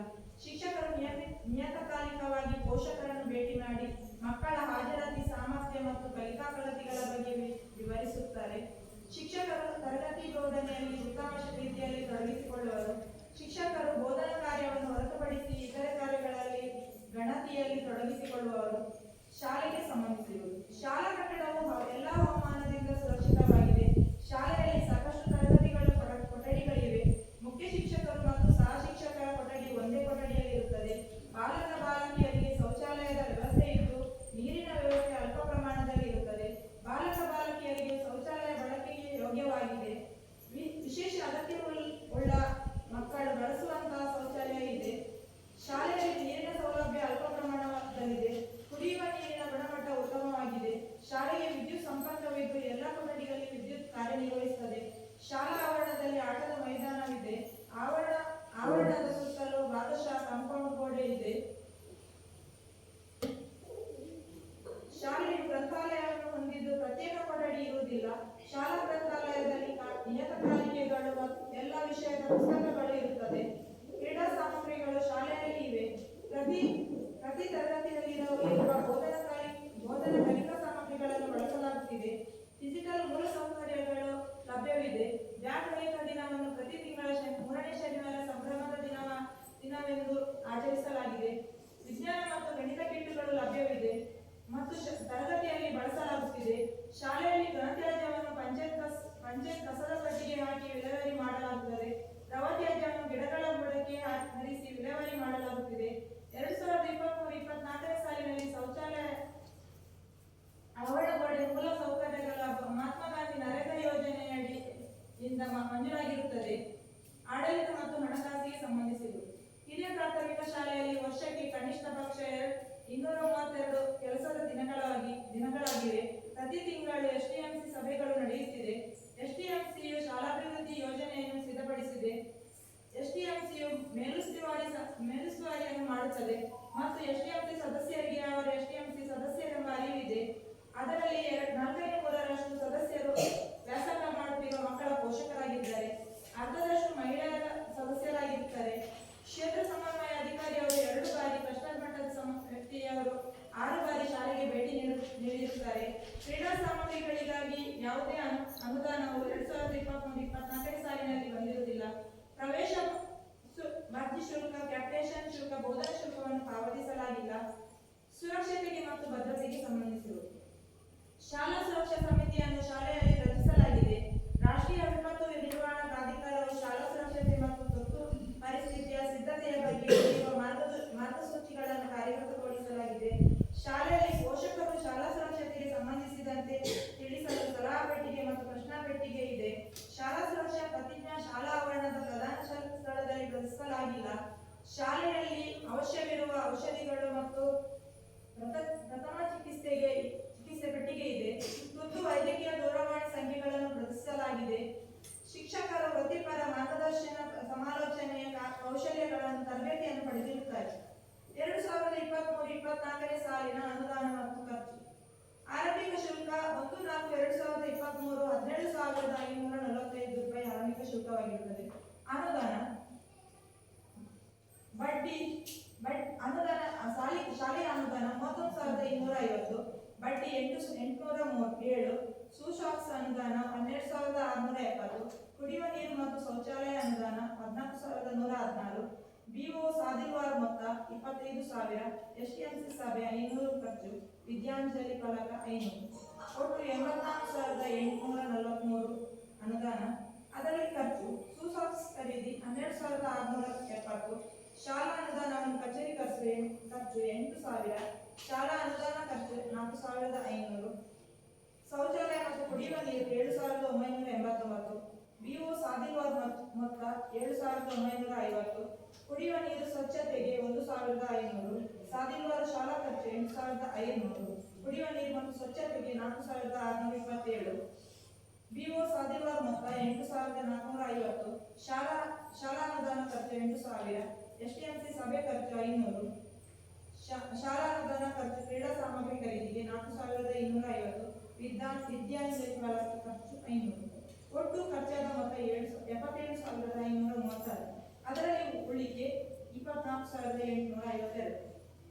ಸಾಮಾಜಿಕ ಪರಿಶೋಧನಾ ತಂಡ ಗಮನಿಸಿದ ಧನಾತ್ಮಕ ಅಂಶ: ಶಾಲಾ ಸ್ವಚ್ಛತೆಯನ್ನು ಉತ್ತಮವಾಗಿ ಕಾರ್ಯನಿರ್ವಹಿಸಿರುತ್ತದೆ. ಮಕ್ಕಳಲ್ಲಿ ಯಾವುದೇ ತಾರತಮ್ಯವಿಲ್ಲದಿರುವುದು ಉತ್ತಮ ಅಂಶವಾಗಿದೆ.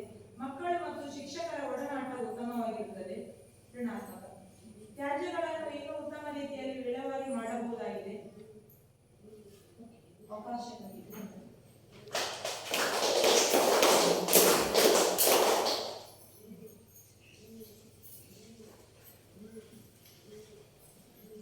ವರದಿಯನ್ನು ಮಂಡಿಸಿದ ಶ್ರೀಮತಿ ಸನಿತಾ ಈಗ ಮುಂದಿನ ಹಂತ ಸಮಗ್ರ ಶಿಕ್ಷಣ ಕರ್ನಾಟಕ ಯೋಜನೆಯ ಸಾಮಾಜಿಕ ಪರಿಶೋಧನಾ ವರದಿಯ ಬಗ್ಗೆ ಪಾಲಕರ ಹಾಗೆ ಪೋಷಕರ ಚರ್ಚೆ, ಅಂದ್ರೆ ಯೋಜನೆಯ ಬಗ್ಗೆ ಪಾಲಕ ಪೋಷಕರ ಸಲಹೆ ಸೂಚನೆಗಳನ್ನು ನೀಡಬೇಕಾಗಿ ಕೋರ್ತಾ ಇದ್ದೇವೆ. ಶಾಲೆಯ ಬಗ್ಗೆ, ಶಾಲೆಯ ಅಭಿವೃದ್ಧಿಯ ಬಗ್ಗೆ, ಹಾಗೆ ಸಾಮಾಜಿಕವಾಗಿ ಶಾಲೆ ನಿಮ್ಮ ಜೊತೆ ಹೇಗೆ ಹೊಂದಿಕೊಂಡಿದೆ ಅಥವಾ ಶಾಲೆಯಿಂದ ಇನ್ನೂ ಏನಾದರೂ ಉತ್ತಮಗೊಳಿಸಿಕೊಳ್ಬೇಕಾದಂತಹ ಅಂಶಗಳು.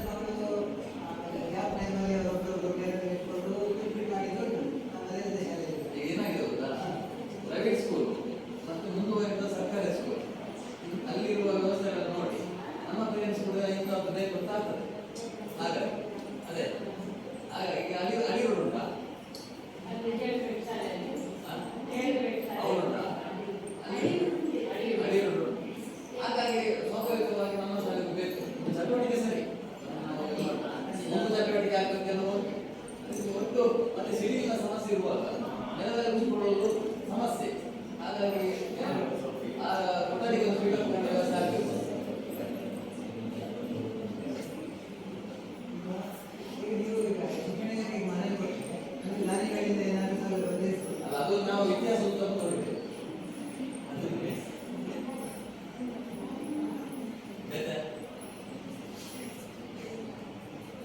ಇರಲಿಲ್ಲ, ದಾನಿಗಳಿಂದ ಕಲೆಕ್ಟ್ ಮಾಡಿಯೇ ತುಂಬಾ ಪುರಾಣದ ದಾನಿಗಳಿಂದ ಕಲೆಕ್ಟ್ ಮಾಡಿಯೇ ಶಾಲೆಗೆ ಸಾರಿಗೆ ವ್ಯವಸ್ಥೆ ಮಾಡ್ತಾ ಇರೋದು. ಈ ಸಲ ಕೂಡ ರಿಕ್ಷಾಗೆ ಅಂತ ಮೊನ್ನೆ ಮೀಟಿಂಗಲ್ಲಿ ಕೂಡ ತುಂಬಾ ಚರ್ಚೆ ಆಯಿತು. ಆದರೆ ಯಾರು ಇನ್ನು ಮುಂದೆ ಬರಲಿಲ್ಲ. 2 ದಿನದ ಮೊದಲು ಶ್ರೀಯುತ ಸುನೀಲ್ ಅವರು ಹೇಳಿದ್ದಾರೆ, ನವಚೇತನ ಸೇವಾ ಬಳಗ ಅಂತ ಅಲ್ಲಿಂದ ಕಡಿಮೆ ಮೊತ್ತ ಆದರೆ ಪ್ರಥಮವಾಗಿ ಈ ವರ್ಷಕ್ಕೆ ಸಾರಿಗೆಗೆ ಅಂತ ಎಷ್ಟು ಅನುದಾನ ಬರ್ತದೆ ಅಂತ ಅವರೆಲ್ಲ ಹೇಳ್ತಾರೆ. ಸೊ ಅದು ನಮಗೆ ಮೊದಲಿಗೆ ಬರ್ತಾ ಇದೆ. ಸೊ ನಾನೇನು ರಿಕ್ವೆಸ್ಟ್ ಮಾಡೋದು ಅಂತ ಹೇಳಿದ್ರೆ, ಶಾಲೆಯ ಅಭಿವೃದ್ಧಿ ಬಗ್ಗೆ ಕೇವಲ ಒಬ್ಬರೇ ಯೋಚನೆ ಮಾಡಿದ್ರೆ ಆಗುದಿಲ್ಲ. ಪೇರೆಂಟ್ಸ್ ಆಗಿ ನಾವು ಕೂಡ ಹಾಗೆ ಶಾಲೆಗೆ ಸಂಬಂಧಪಟ್ಟವರೆಲ್ಲರೂ ನಮಗೆ ಸಂಬಂಧಪಟ್ಟವರಿಂದ ಆದಷ್ಟು ಅನುದಾನ ಕಲೆಕ್ಟ್ ಮಾಡ್ಲಿಕ್ಕೆ ಆಗ್ತದ ಅಂತ ಯೋಚನೆ ಮಾಡಿದ್ರೆ, ಹನಿ ಕುಡಿತ ಕಂಡ ಅಂತ ಹೇಳ್ತಾರಲ್ಲ, ಹಾಗೆ ಎಲ್ಲರೂ ಸ್ವಲ್ಪ ಯೋಚನೆ ಮಾಡಿದ್ರೆ, ಎಲ್ಲಿಂದಾದ್ರೂ ಅನುದಾನ ಕಲೆಕ್ಟ್ ಮಾಡ್ಲಿಕ್ಕೆ ಆಗ್ತದ ಅಂತ ಥಿಂಕ್ ಮಾಡಿದ್ರೆ, ಶಾಲಾ ಸಾರಿಗೆ ವ್ಯವಸ್ಥೆ ಏನಿದೆ ಅದನ್ನ ಪೂರ್ಣ ಪ್ರಮಾಣದಲ್ಲಿ ನಾವು ನಡೆಸಬಹುದೇನೋ ಅಂತ ನಮ್ಮ ಅಭಿಪ್ರಾಯ. ಈ ವರ್ಷ 50,000 ರೂಪಾಯಿ ಶಿಕ್ಷೆ ಹೋಗ್ತಾರೆ.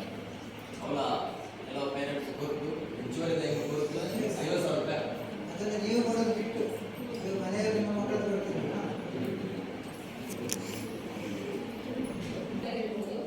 ಗ್ರಾಮ ಪಂಚಾಯತ್ ಸದಸ್ಯರಾದಂತಹ ಶ್ರೀ ಗಂಭೀರಾಜ್ ದೇವರು ಮಾತನಾಡಿದ್ದಾರೆ. ಇವರು ಮಾತನಾಡಿದ ನಂತರ ಕೂಡ ನಿಮ್ಮ ಡೌಟ್ಸ್ ಏನಾದರೂ ಇದ್ರೆ ಮಾತಾಡಿದ್ದಾರೆ ನಡೆಸ್ತೀವಿ.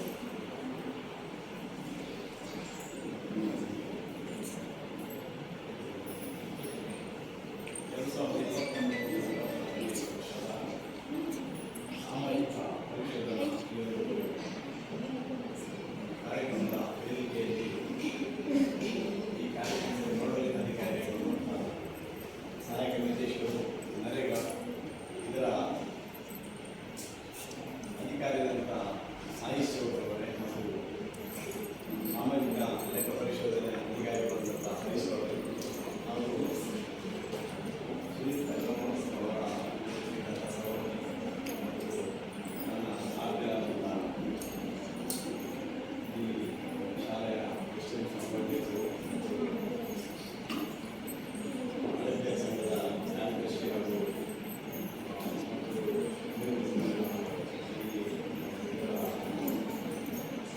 ಅಧ್ಯಕ್ಷರು ಮತ್ತು ಶಾಲೆಯ ಮುಖ್ಯ ಶಿಕ್ಷಕರು ಮತ್ತು ಶಿಕ್ಷಕರು ಮತ್ತು ಪೋಷಕರು.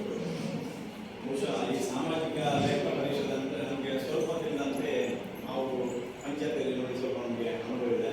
ಅಂದರೆ ಶಾಲೆಯಲ್ಲಿ ಈ ಒಂದು ತಂಡ ಬಂದು ಶಾಲೆಯಲ್ಲಿ ಈ ಶಾಲೆಗೆ ಏನು ಅನುದಾನ ಬಂದಿದೆ ಅಥವಾ ಅನುದಾನದ ಎಷ್ಟು ಖರ್ಚಾಗಿದೆ ಅಥವಾ ಉಳಿಕೆ ಇದೆ, ಈ ಖರ್ಚು ಯಾವುದಕ್ಕೆ ಉಪಯೋಗ ಆಗಿದೆ ಅಂತ ಒಂದು ಲೆಕ್ಕಾಚಾರವನ್ನು ಒಂದು ತಂಡ. ಬಹುಶಃ ನಮ್ಮ ಈ ಶಾಲೆಯಲ್ಲಿ ಪ್ರತಿ ಹಂತದವರು ಕೂಡ ಒಂದು ಅತ್ಯುತ್ತಮವಾದಂಥ ಒಂದು ವ್ಯವಸ್ಥೆ ಇದೆ. ಹಾಗಾಗಿ ಇಲ್ಲಿ ಅಂತೇನು ಸಮಸ್ಯೆ ಖಂಡಿತ ಒಂದು ಕಾಣಲಿಕ್ಕಿಲ್ಲ ಅಂತ ನನ್ನ ಅನಿಸಿಕೆ. ಮತ್ತು ಪ್ರಮುಖವಾಗಿ ಈ ಶಾಲೆಯ ಬಗ್ಗೆ ಖುಷಿಗ ನಮ್ಮ ಅಧಿಕಾರಿಗಳು ಮಾತಾಡೋದು ಒಂದು ಒಳ್ಳೆಯ ಒಂದು ಸಲಹೆ ಸೂಚನೆ ಕೊಟ್ಟು ಖಂಡಿತವಾಗಿಯೂ ಈ ಶಾಲೆಯಲ್ಲಿ ಒಳ್ಳೆಯ ವಾತಾವರಣ ಮತ್ತು ಅತ್ಯುತ್ತಮವಾದಂಥ ಶಿಕ್ಷಕರನ್ನ ಮತ್ತು ಎಲ್ಲ ನಮ್ಮ ಊರಿನ ಬಂಧುಗಳ ಸಹಕಾರಗಳ ತುಂಬ ಇದೆ. ಅದರ ಬಗ್ಗೆ ಎರಡು ಮಾತಾಡಲಿಕ್ಕಿಲ್ಲ. ಕೇವಲ ಸಮಸ್ಯೆ ಅಂದರೆ ಸ್ವಲ್ಪ ಮಕ್ಕಳ ಅಭಾವ, ಅಂದರೆ ಬೇರೆ ಬೇರೆ ಕಾರಣಾಂತರದಿಂದ ಈ ಶಾಲೆಗೆ ಮಕ್ಕಳ ಒಂದು ಸಂಖ್ಯೆ ಕಡಿಮೆ ಆಗಿ ನಮಗೆ ಸ್ವಲ್ಪ ನಮ್ಮ ವ್ಯವಸ್ಥೆಯಲ್ಲಿ ಹಿಮ್ಮುಖವಾಗ್ತಿದೆ ಅಷ್ಟೇ. ಬೇರೆ ಶಿಕ್ಷಣದ ಬಗ್ಗೆ ಇರ್ಬೋದು ಅಥವಾ ನಮ್ಮ ಲೆಕ್ಕ ಮಂಡನೆ ಬಗ್ಗೆ ನಮ್ಮ ಅತ್ಯುತ್ತಮವಾಗಿ ನಮಗೆ ಈಗ ಅಧಿಕಾರಿಯಾದ ನಮ್ಮ ಹರೀಶ್ ಅವರು ಎಲ್ಲೋ ಮಾಹಿತಿಯನ್ನು ಕೊಟ್ಟರು. ವಿಶೇಷವಾಗಿ ಒಂದು ಈ ಸಾಮಾಜಿಕ ಲೆಕ್ಕ ಪರಿಶೋಧನೆಗೆ ಬಂದಂಥ ಅಧಿಕಾರಿಯಾದಂಥ ನಮ್ಮ ಸಾಯಿಶ್ ಅವರು, ನಾವು ಅವರ ಬಗ್ಗೆ ಮಾತಾಡೋದಾದರೆ ನಮ್ಮೊಂದು ತಾಲೂಕಲ್ಲಿ ಅವರು ಅತ್ಯುತ್ತಮವಾದಂಥ ಅಧಿಕಾರಿ. ಯಾಕಂದ್ರೆ ನಾನು ಹಲವಾರು ಬಾರಿ ಬೇರೆ ಬೇರೆ ಪಂಚಾಯತಿಯಲ್ಲಿ ಅವರು PDO ಕೆಲಸ ಮಾಡಿದವರು ಹಾಗೂ ಕಿನಿಗೋಳಿ ಪಟ್ಟಣ ಪಂಚಾಯತಿಯಲ್ಲಿ ಕೂಡ ಪ್ರಥಮವಾಗಿ ಅವರು ಅಧಿಕಾರಿಯಾಗಿ ಒಂದು ಕೆಲಸಗಳನ್ನು ಮಾಡಿದವರು. ಅವರ ಬಗ್ಗೆ ಎರಡು ಮಾತಾಡಲಿಕ್ಕಿಲ್ಲ. ಹಾಗೂ ನಮ್ಮ ಹರೀಶ್ P ಇವರು ಕೂಡ ಈ ಸಾಮಾಜಿಕ ಲೆಕ್ಕ ಪರಿಶೋಧನೆ ನಮ್ಮ ಪಂಚಾಯತ್ ಅಂದರೆ ಬಹುಶಃ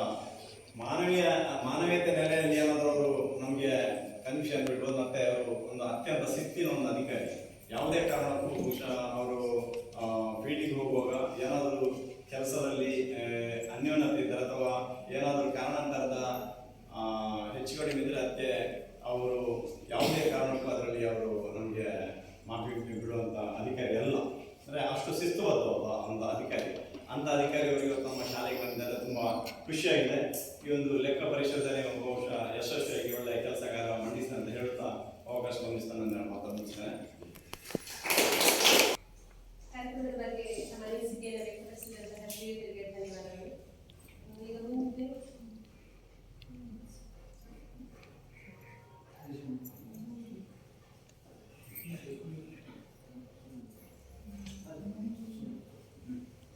ಶ್ರೀಯುತ ಸುನೀಲ್ ಪಣಪಿಲರು ಕಾರ್ಯಕ್ರಮವನ್ನು ಉದ್ದೇಶಿಸಿ ಮಾತನಾಡಿದ್ದಾರೆ.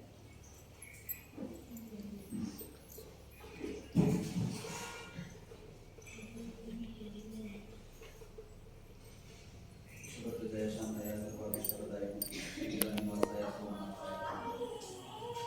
ಇವತ್ತಿನ ಶಾಲಾ ಶಿಕ್ಷಣ ಮತ್ತು ಸಾಕ್ಷರತಾ ಇಲಾಖೆ ಬೆಂಗಳೂರು ಇದರ ಒಟ್ಟು ಸಾಮಾಜಿಕ ಪರಿಶೋಧನೆ ಕಾರ್ಯಕ್ರಮದ ಬೇರೆ ಬೇರೆ ಇಲಾಖೆಗಳಿಂದ ನಡೆಯುತ್ತಿರುವ ಸಾಮಾಜಿಕ ಪರಿಶೋಧನೆ ಪಾಲಕರ ಸಭೆ. ಈ ಸಭೆಯ ಅಧ್ಯಕ್ಷತೆಯನ್ನು ವಹಿಸಿದವರು ನಮ್ಮ ಸಾಯಿಶ್ ಚೌಧರಿ ಅವರು. ಬಹುಶಃ ಮುನಿಯನ್ನ ಅವ್ರ ಬಗ್ಗೆ ಒಳ್ಳೆಯ ಮಾತುಗಳನ್ನು ಮಾಡಿದರು. ನನಗೆ ಸುಮಾರು 5-7 ವರ್ಷದ ಹಿಂದಿನ ಪರಿಚಯ ಚೌಟ್ರು. ನಮ್ಮ ಅತ್ಯಂತ ಪರಿಸರ ಪ್ರೇಮಿ ಅವರು. ನಮ್ಮ ಜವನಗರದ ವತಿಯಿಂದ ಕ್ಲೀನಪ್ ಸ್ವಚ್ಛತಾ ಕಾರ್ಯಕ್ರಮ ಮಾಡುವಾಗ ಅವರು ಸ್ವಯಂಪ್ರೇರಿತವಾಗಿ ನಮ್ಮೊಂದಿಗೆ ಜೊತೆಗೂಡಿ ಅವರು ಕೂಡ ಕಸ ಎತ್ತುವ ಮೂಲಕ ನಮ್ಮ ಜೊತೆ ಒಂದು ಇನ್ಸ್ಪಿರೇಷನ್ ಆದವರು. ಮತ್ತೆ ಬೇರೆ ಬೇರೆ ವಿಚಾರಗಳಲ್ಲಿ ನಾನು ಅವರ ಸಹಕಾರವನ್ನು ಪಡೆದಿದ್ದೇನೆ. ಹಾಗಾಗಿ ಇವತ್ತು ಅವರನ್ನು ಸುದೀರ್ಘ ಸಮಯದ ನಂತರ ಭೇಟಿಯಾದಾಗ ಖುಷಿ ಆಯಿತು ನನಗೆ. ಹಾಗಾಗಿ ಮೊದಲಾಗಿ ನನ್ನ ಊರಿಗೆ, ನನ್ನ ಶಾಲೆಗೆ, ನನ್ನ ಗ್ರಾಮಕ್ಕೆ ವಿಶೇಷವಾದ ಆತ್ಮೀಯವಾದ ಸ್ವಾಗತವನ್ನು ಮುಂದುವರೆದ ಭಾಗವನ್ನು ನಾನು ಹೇಳಬೇಕು ಅಂತಿಲ್ಲ. ಮುನಿಯ ಹೇಳಿದ್ರು ಅತ್ಯಂತ ಪ್ರಾಮಾಣಿಕ, ನಿಷ್ಠಾವಂತರು. ಮತ್ತು ನಾವು ಯಾವತ್ತೂ ಹೇಳ್ತೇವೆ, ನಮ್ಮ ಮುಖ್ಯ ಶಿಕ್ಷಕರಿಗೆ ಹೇಳ್ತೇವೆ, ಮತ್ತು ನಮ್ಮ ಶಿಕ್ಷಣ ಇಲಾಖೆ, ಬೇರೆ ಬೇರೆ ಇಲಾಖೆಯ ಆಫೀಸರ್ಗೆ ಹೇಳ್ತೇವೆ ನಾವು, ದಯವಿಟ್ಟು ನೀವು ಯಾವುದೇ ಕಾನೂನನ್ನು ನೀವು ತುಂಡು ಮಾಡಬೇಡಿ ಅಂತ. ತುಂಡು ಮಾಡಿ ಅಂತ ನಾವು ಹೇಳೋದಿಲ್ಲ. ಸ್ವಲ್ಪ ಕೆಲವರಿಗೆ ಸ್ವಲ್ಪ ಬೆಂಡು ಮಾಡಿ ಅಂತ ಹೇಳ್ತೇವೆ. ತುಂಬಾ ಕಠಿಣ ನಿಯಮಾವಳಿಗಳ ಪ್ರಕಾರ ಹೋದಾಗ ಸಾಮಾನ್ಯ ಜನರಿಗೆ ಸ್ವಲ್ಪ ಸಮಸ್ಯೆ ಆಗುತ್ತೆ. ಹಾಗಾಗಿ ನೀವು ಗುರಿಯಿರಿ ಅಂತ ಹೇಳೋದಲ್ಲ, ಸ್ವಲ್ಪ ನಮಗೋಸ್ಕರ ಸ್ವಲ್ಪ ಬೆಂಡು ಮಾಡಿ ಅಂತ ಹೇಳೋದು. ಸ್ವಲ್ಪ ಕಾಂಪ್ರಮೈಸ್ ಆಗಿ ನಮ್ಮ ಜೊತೆ ಸೇರ್ಕೊಂಡ್ರೆ ಸಾಮಾನ್ಯ ಜನರ ಕೆಲಸ ಆಗ್ತದೆ. ಆ ರೀತಿ ಕೆಲಸ ಮಾಡಿದವರು ನಮ್ಮ ಪ್ರಕಾರ ಮಾನವೀಯ ನೆಲೆಯಲ್ಲಿ ಕೆಲಸ ಮಾಡಿದವರು ಸಾಯಿಶ್ ಚೌಟ್ರು. ಹಾಗಾಗಿ ಅವರನ್ನು ಈ ಕಾರ್ಯಕ್ರಮದಲ್ಲಿ ಗುರುತಿಸುತ್ತಾ ನಮ್ಮ ಹರೀಶ್ ಅವರ ಬಹುಶಃ ನಾನು ಮೊದಲ ಭೇಟಿ ಮುನಿಯನವರ ಬಗ್ಗೆ ಹೇಳಿದ್ರು.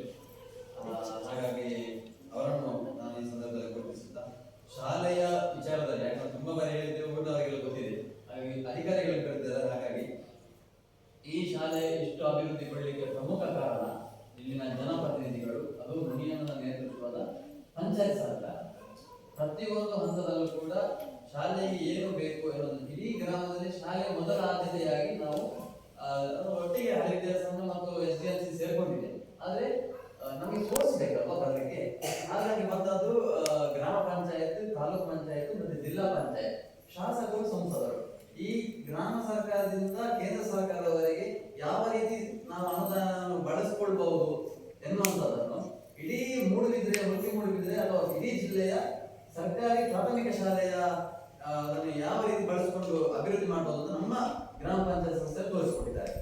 ಹಾಗಾಗಿ ನಾವಿಲ್ಲಿ ಹೊಗಡುವುದಕ್ಕಿಂತ ಜಾಸ್ತಿಯಾಗಿ ನಮ್ಗೆ ಏನೋ ನಮ್ಗೆ ಆಹ್ವಾನಿದೆ ಮಸ್ಕನ ಮಂಡಲ ಕೆಲವು ವಿಷಯ ಬಂದ.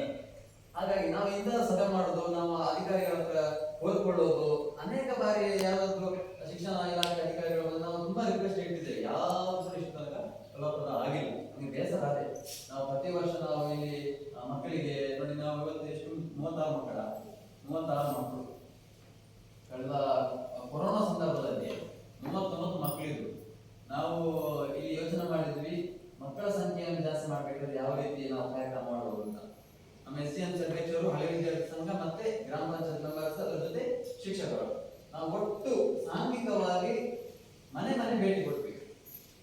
ಕೊರೋನಾ ಸಂದರ್ಭದಲ್ಲಿ, ಈ ಸಂದರ್ಭದಲ್ಲಿ ನೀವು ಬದಲಾಗಬೇಕು, ಸರ್ಕಾರ ಸರ್ಕಾರಿ ಶಾಲೆ ಮುಖ ಮಾಡಬೇಕು ಅಂತ. ಪರಿಣಾಮ 64 ವಿದ್ಯಾರ್ಥಿಗಳು ಈ ಶಾಲೆಗೆ ಬಂದು ಕೊಟ್ಟು 39ರಿಂದ 64 ವಿದ್ಯಾರ್ಥಿಗಳು ಹೇಳಲಿಕ್ಕೆ ಒಂದು ಅವಕಾಶ ಇತ್ತು ನಮ್ಗೆ. ಆಗ ಕೊರೋನಾ ಸಂದರ್ಭ, ಆರ್ಥಿಕ ಪರಿಸ್ಥಿತಿ ಹಾಳಾಗಿತ್ತು, ಪೇರೆಂಟ್ಸ್ ಕೂಡ ಹಾಗಾಗಿ ಒಂದು ಅವಕಾಶ ಇತ್ತು. ಆದ್ರೆ ನಂತರದ ದಿನದಲ್ಲಿ ಮತ್ತೆ ಮತ್ತೆ ಮತ್ತೆ ಕಡಿಮೆ ಆಯಿತು.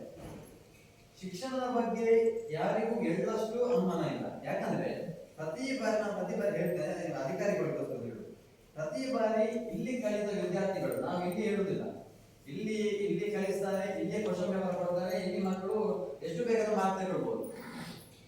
ಅದನ್ನು ನಾವು ಯಾವತ್ತೂ ಕೂಡ ನಾವು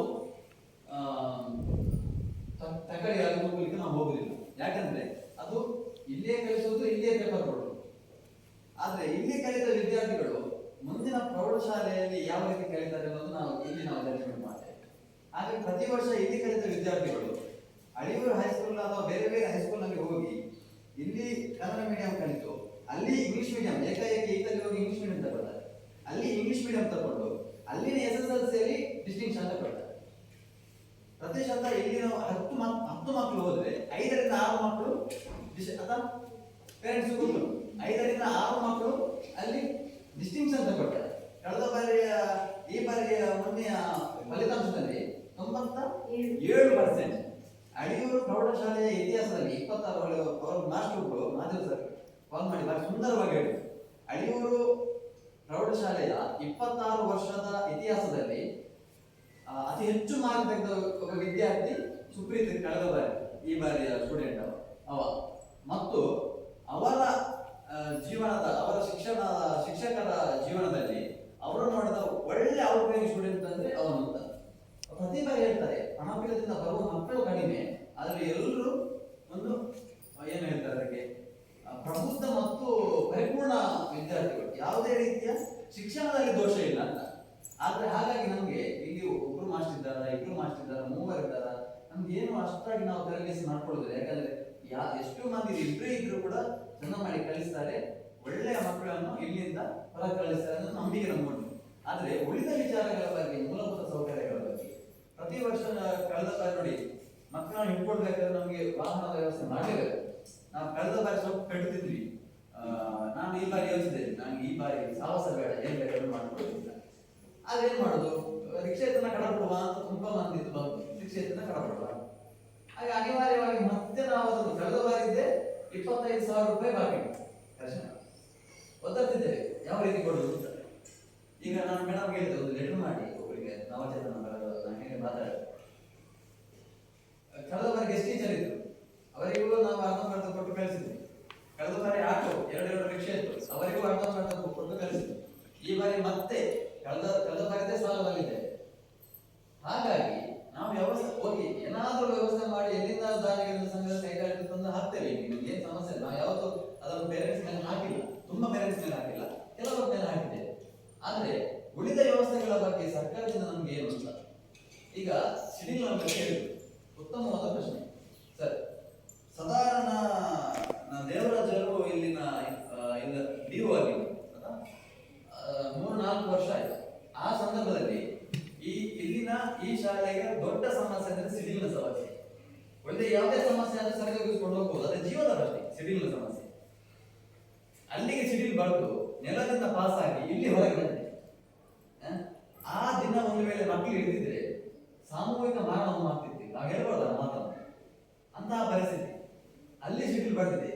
ಈಗ ನಾ ಹೇಳಿದೆ, ಅಲ್ಲಿ 3 ಫ್ಯಾನ್ ಈ ಬಾರಿ ಸಿಡಿಲ್ ಹೋಗಿದೆ. ದೇವರಲ್ಲಿ ಜೀವಹಾನಿ, ಇಷ್ಟು ತನಕ ದೈವದೇವರ ಅನುಗ್ರಹದಲ್ಲಿ ಜೀವಹಾನಿ ಆಗಿಲ್ಲ. ಆದ್ರೆ ಕಳೆದ 4-5 ವರ್ಷಗಳಿಂದ ನಾವು ಮನೆಗೆ ಕೊಡ್ತಾನೆ ಇದ್ದೇವೆ, BO ಆಫೀಸ್ಗೆ ಕೊಡ್ತಿದ್ದೇವೆ.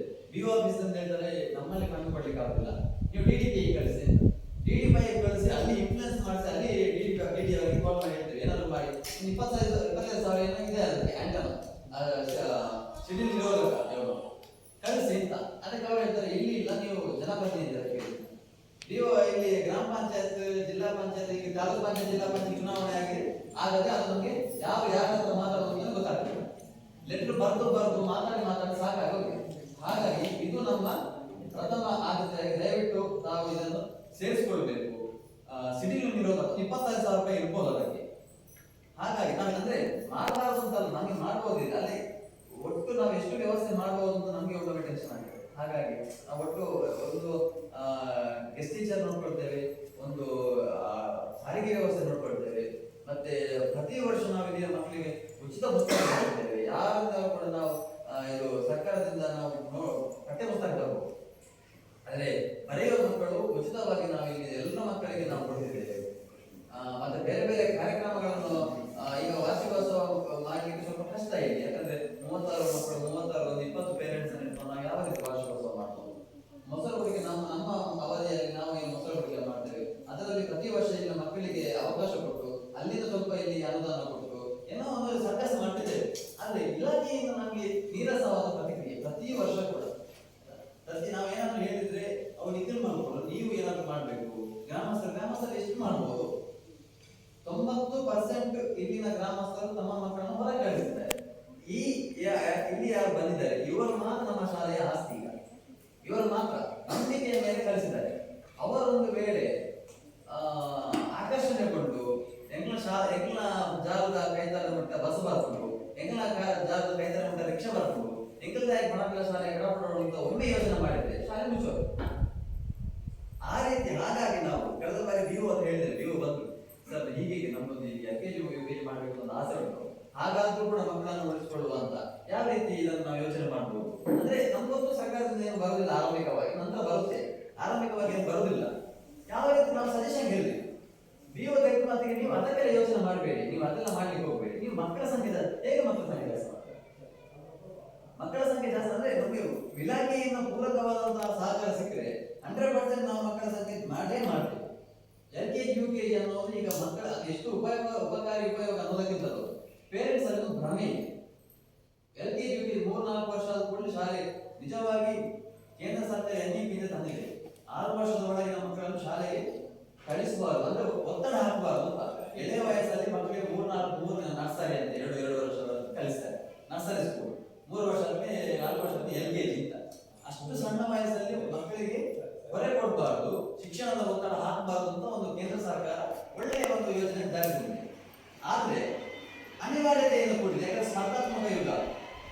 ನಾವು ಪಕ್ಕದ ಮನೆಯವ ಎಲ್ಲಿಗೆ ಹೋಗ್ತಾನೆ, ಹಳದಿ ಬಸ್ಸು ನಮ್ಮ ಮನೆಗೆ ಅವರ ಮನೆಗೆ ಬಂದು ನಿಲ್ತದೆ. ಆದ್ರೆ ನಮ್ಮ ಮನೆಯ ಮಕ್ಕಳು ಬೈಕಲ್ಲಿ ನಡ್ಕೊಂಡು ಹೋಗ್ಬೇಕು. ಆಯಾ ಶಾಲೆಗೆ ಕಡಬುಡಿ, ರೋಟರಿ ಕಡಬುಡಿ, ಹೋಲಿ ಏಂಜಲ್ಸ್ ಕಡಬುಡಿ, ಎನ್ನ ಬಾಲ ಕಮಲ ಶಾಲೆಗೆ ಬೈಕ್ ನಡೆದು ಕೊಡು. ಇಂತಹ ಯೋಜನೆ ಸಾಮಾನ್ಯವಾಗಿ ಬರ್ತದೆ. ಮತ್ತೊಂದು ಭಯ ಇರ್ತದೆ, ಎನ್ನ ಮನೆ ಮಲ್ಲಾಯಿ ಹೋಗ್ತಾ ನಮ್ಮ ಕೇಳಿದ್ದಾನೆ, ನಮ್ಮ ಸರ್ಕಾರಿ ಶಾಲೆ ಪಾಠದ ಹತ್ರ ಹೆಂಗಿದೆ ಇಂಗ್ಲಿಷ್ ಪಾತ್ರ ಇದು ಕೇಳಿ ನಾನು ಯಾವ್ದಾದ್ರು ಕೊಡು. ಆ ಭಯದಲ್ಲಿ ಕೆಲವು ಪೇರೆಂಟ್ಸ್ ಹಾಕ್ತಾರೆ. ಮತ್ತೆ ಹೆಚ್ಚಿನ ಭಯ ಹೆಂಡತಿಯರು. ನಾವು ಗಂಡ್ಮಕ್ಳಾದ್ರೆ ಸರ್ಕಾರಿ ಶಾಲೆ ಪಾಠ ಅಂತ ಹೇಳ್ತೇವೆ, ಅಂದ್ರೆ ಅಮ್ಮನ ಭಯ ಅಲ್ಲ, ಅದು ಅವರ ಕಾಳಜಿ. ಎನ್ನ ಮಾಡಿದ್ರೆ ಪ್ರೈವೇಟ್ ಸ್ಕೂಲ್ಗೆ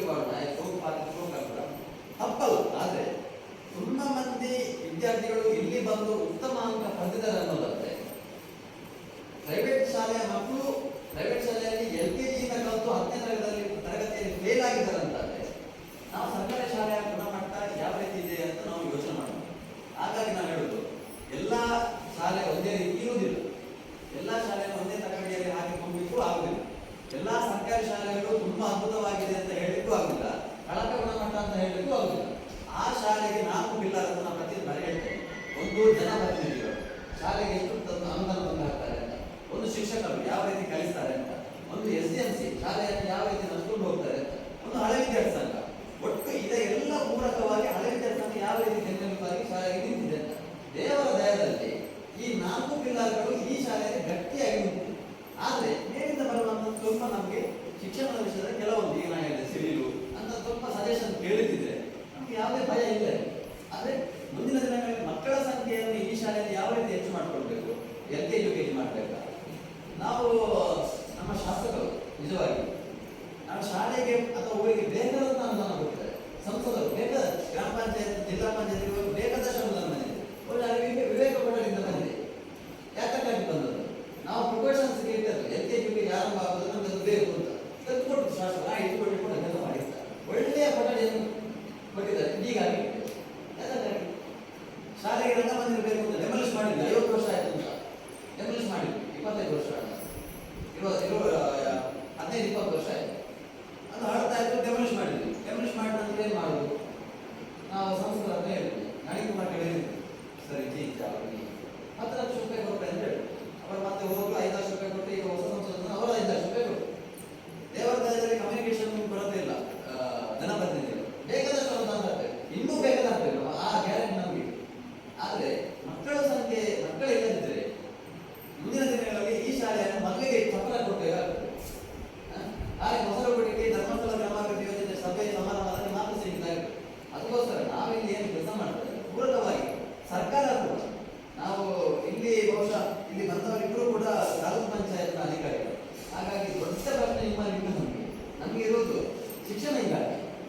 ಹಾಗಾಗಿ ನಾವು ಜೀವನ ತುಂಬ ಬಾರಿ ಕೇಳ್ಕೊಂಡ್ವಿ, ದಯವಿಟ್ಟು ಏನಾದ್ರು ಮಾಡಿ ಸಿಟಿಲಿಗೆ ವ್ಯವಸ್ಥೆ ಮಾಡಿ ಅಥವಾ LKG UKG ನಮಗೆ ಆರಂಭದಲ್ಲಿ ಜೀವನ ಮಾತಾಡುವಾಗ ಡಿಸಪಾಯಿಂಟ್ ಆಗಿದೆ. ನೀವು LKG UKG ಟ್ರೈ ಮಾಡಲಿಕ್ಕೆ ಹೋಗ್ಬೇಕು, ನೀವು ನೇರವಾಗಿ ಇದು ಮಾಡಿ ಅವರ ದೃಷ್ಟಿಕೋನದಲ್ಲಿ ಸರಿ ಇರ್ಬೋದು, ಅದು ನಮಗೆ ನೋಡ್ಬೇಕಲ್ಲ, ನಾವು ನಮ್ಮ ಪೇರೆಂಟ್ಸ್ ಕೇಳೋದಿಲ್ಲ LKG UKG ಉಂಟು ಅಂತ. ಹಾಗಾಗಿ ನಾವು ಒಟ್ಟು ನನ್ನಲ್ಲಿ ಇಷ್ಟೇ ಒಂದು ಸಿಡಿದಿತ್ತು. ಮತ್ತೆ ಕಳೆದ ಬಾರಿ ಅನೇಕ ವರ್ಷಗಳಿಂದ ಈ ಆಹಾರದ ವ್ಯವಸ್ಥೆ ಬದಲಾವಣೆ ಮಾಡಿ 3 ಆಪ್ಷನ್ ಕೊಟ್ಟಿದ್ದಾರೆ: ಮೊಟ್ಟೆ, ಚಿಕ್ಕಿ, ಬಾಳೆಹಣ್ಣು. ಅಲ್ವಾ ಸರ್? ಚಿಕ್ಕಿ ಕ್ಯಾನ್ಸರ್ ಆಗಿದೆ. ಯಾಕೆ?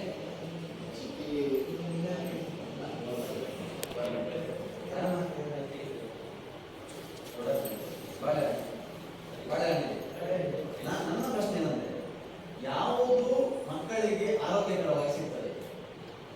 ಯಾವುದು ಸಿಗ್ತದೆ? ಚಿಕ್ಕಿ ಸಿಗ್ತದಾ? ಡೌಟ್. ಮೊಟ್ಟೆ ಸಿಗ್ತದಾ? 100% ನಾನು ಮನವಿ ಮಾಡೋದು, ದಯವಿಟ್ಟು ನಾನು ತುಂಬ ಸಲ ನಾನು ಇನ್ನು ಶಿಕ್ಷಕರಿಗೆ ಹೇಳಿದೆ, ದಯವಿಟ್ಟು ಇಲಾಖೆಗೆ ಹೇಳಿ ಮೊಟ್ಟೆ ಒಂದು ಕೊಡೋದು ಬೇಡ. ಇಲ್ಲಿನ ಟೀಚರ್ಸ್ ಕೂಡ ಬಂದು ಅಧಿಕಾರಿಗಳು ಒಂದು ಮೊಟ್ಟೆ ಹೊಡೆದವರು ಕೂಡ ಯಾರು ಬರ್ತಾರೆ ಹಣ? ಅದಕ್ಕಿಂತ ಅದರ ಆರೋಗ್ಯದಲ್ಲಿ ಏನು ನಾವು ಮಾಡ್ಬಿಟ್ಟು ಗೊತ್ತಿಲ್ಲ. ಆ ಮೊಟ್ಟೆಯಿಂದ ಯಾವ ಮೊಟ್ಟೆ ನಾವು ಇಲ್ಲಿ ನಾವು ಕೊಡ್ತಿದ್ದೇವೆ. ನಾನು ಕೂಡ ನಾನ್ ವೆಜಿಟೇರಿಯನ್, ನಾನು ಕೂಡ ಮೊಟ್ಟೆ ತಿಂತೇನೆ. ಆದರೆ ದಿನ ಮೊಟ್ಟೆ ತಿಂದ ಏನಾಗುತ್ತೆ? ಆ ಮೊಟ್ಟೆ ಎಲ್ಲಿಂದ? ಅದು ಇಂಜೆಕ್ಟೆಡ್ ಮೊಟ್ಟೆ ಸರ್, ಅದು ಇಂಜೆಕ್ಟೆಡ್ ಮೊಟ್ಟೆ. ಆ ಬೇಡಿ ಮೊಟ್ಟೆ ಇಂಜೆಕ್ಟೆಡ್ ಮೊಟ್ಟೆ.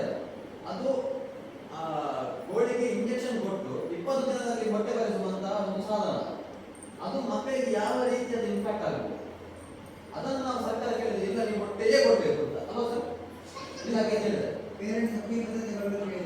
ಪೇರೆಂಟ್ಸ್ ಕೂಡ 50% ಮೊಟ್ಟೆ ಬೇಡ ನಮಗೆ, ಬಾಳೆಹಣ್ಣು ಅಥವಾ ಚಿಕ್ಕಿ ಕೊಡಿ ಅಂತ ಹೇಳಿದ್ದಾರೆ.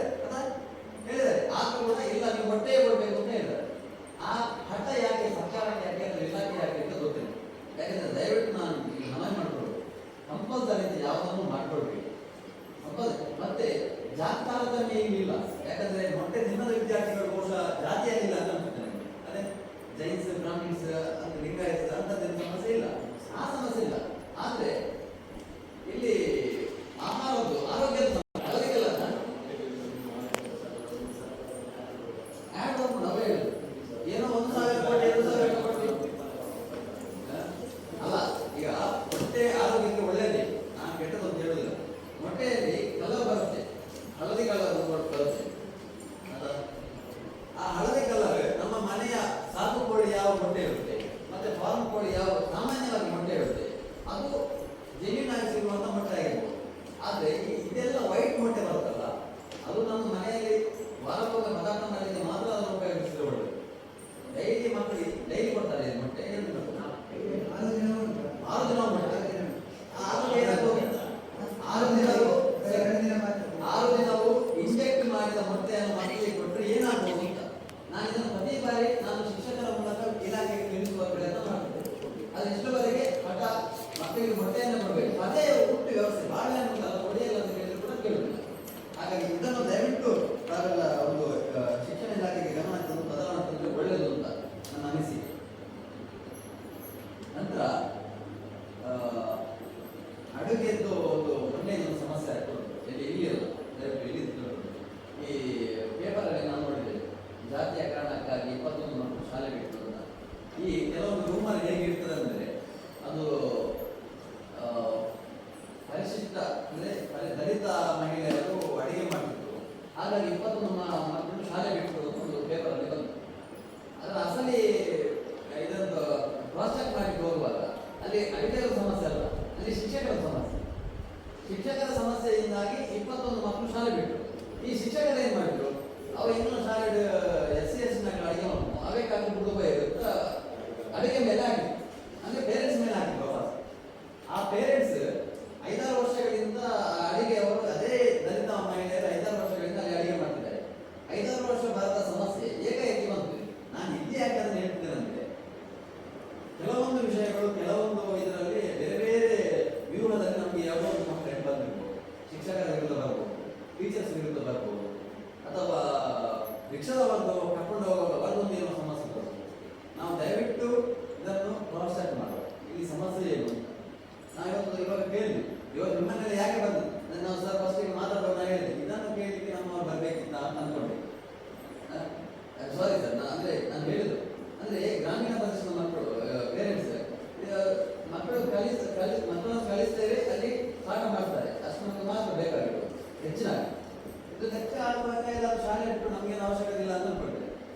ಯಾಕೆ ಕಳಿಸಿದಂದ್ರೆ ಯಾವುದಾದ್ರೂ ಕಂಪ್ಲೇಂಟ್ ಇದ್ರೆ ಯಾವುದಾದ್ರೂ ಬದಲಾವಣೆ ಇದ್ರೆ ನೀವು ತಿಳಿಸಿ. ಒಂದು ವೇಳೆ ಅದು ಸರಿ ಆಗದಿದ್ರೆ ಬರುವ ವರ್ಷ ಮತ್ತೆ ಇಂಥದ್ದೇ ಕಾರ್ಯಕ್ರಮ ಆಗಿರ್ಬೋದು, ಆವಾಗ ಇದನ್ನು ಪ್ರಶ್ನಿಸಿ. ಯಾಕಂದ್ರೆ ಈ ಸಿಡಿಲು ವಿಷಯ ಪ್ರತಿ ಬಾರಿ ನಾವು ಪ್ರಶ್ನೆ ಮಾಡ್ತೇವೆ ಇಲಾಖೆ, ಪ್ರತಿ ಬಾರಿ ಅಧಿಕಾರಿಗಳು ಬಂದು ನಾವು ರಿಕ್ವೆಸ್ಟ್ ಇರ್ತೇವೆ, ಒಂದು ಆಂಗಲ್ ಹಾಕಿ ಯಾರು ಕೂಡ ಅದರ ಬಗ್ಗೆ ಯೋಚನೆ ಮಾಡಿದ್ರು. ಬಹುಶಃ ತಾಲೂಕ್ ಪಂಚಾಯತ್ ಅಧಿಕಾರಿಗಳು ಫಸ್ಟ್ ಟೈಮ್ ಬಂದು ಶಿಕ್ಷಣ ಇಲಾಖೆಯ ಅಧಿಕಾರಿಗಳಿಗೆ ನಾವು ಹೇಳ್ತೇವೆ, ಯಾರು ಕೂಡ ಅದರ ಬಗ್ಗೆ ಯೋಚನೆ ಮಾಡಿದ್ರು. ಹಾಗಾಗಿ ಯಾವುದಾದ್ರೂ ಸಣ್ಣ ಪ್ರಶ್ನೆ ಇದ್ರೂ ಕೂಡ ನೀವು ಕೇಳಿ.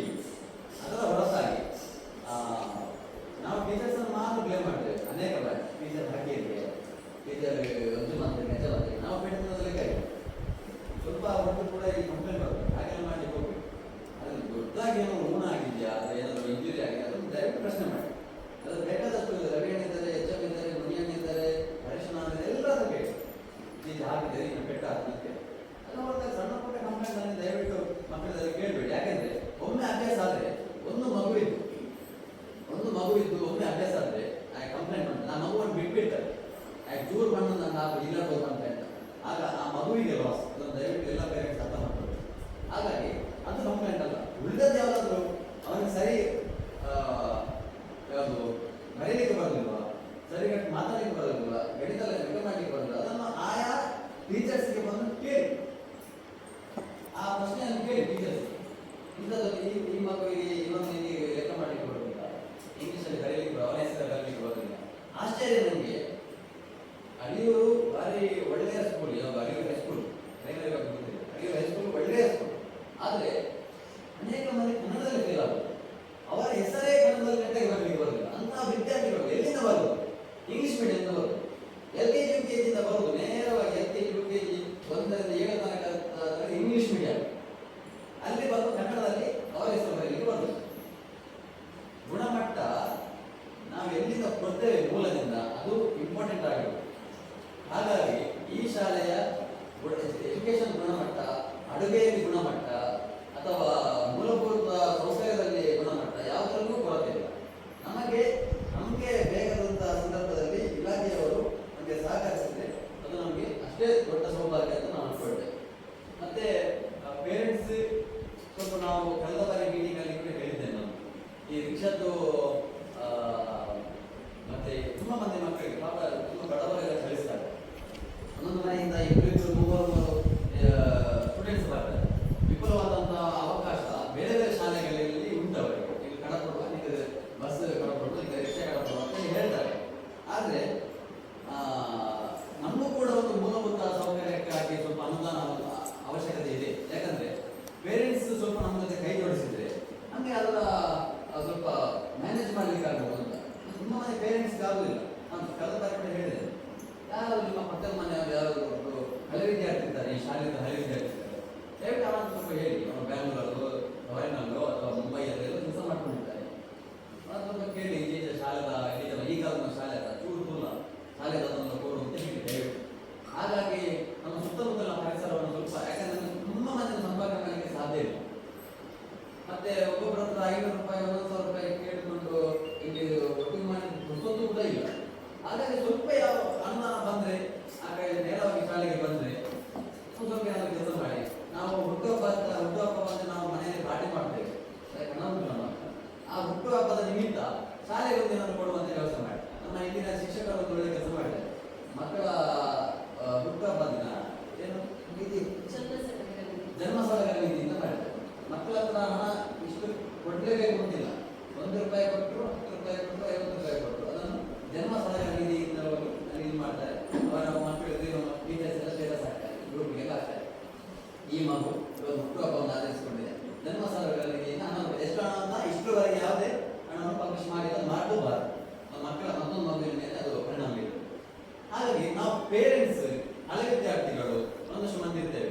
ನನ್ನ ಹುಟ್ಟುಹಬ್ಬದ ದಿನಕ್ಕೆ ನಾನು ಶಾಲೆಗೆ ಏನು ಕೊಡ್ಬೋದು ಅದನ್ನಾದ್ರೂ ಯೋಚನೆ ಮಾಡಿ ಸ್ವಲ್ಪ ಏನಾದರೂ ಮೂಲದಿಂದ ಭರಿಸುವ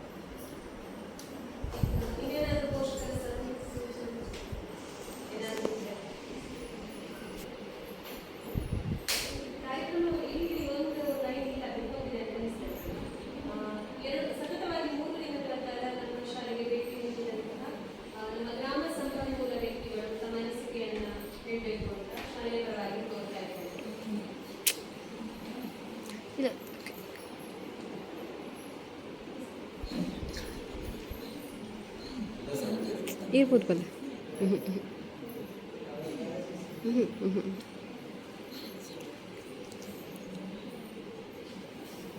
बोलें सर.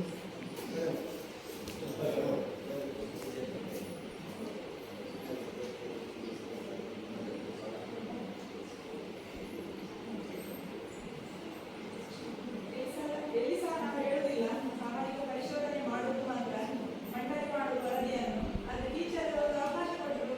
ನಮಗೆ ಶಾಲೆಗೆ ಬಂದ ತಕ್ಷಣ ನಮಗೆ ಖುಷಿ ಆಯಿತು. ಶಾಲೆಗೆ ಇಲ್ಲಿ ಸಹ ಬಂದಿದ್ದೇವೆ, ಉದ್ಯೋಗ ಖಾತೆಯಲ್ಲಿ ಕೆಲವು ಕೆಲಸಗಳಾಗಿದೆ, ಅದನ್ನು ವಿಸಿಟ್ ಮಾಡಲಿಕ್ಕೆ ಸಹ ಬಂದಿದ್ದೇವೆ.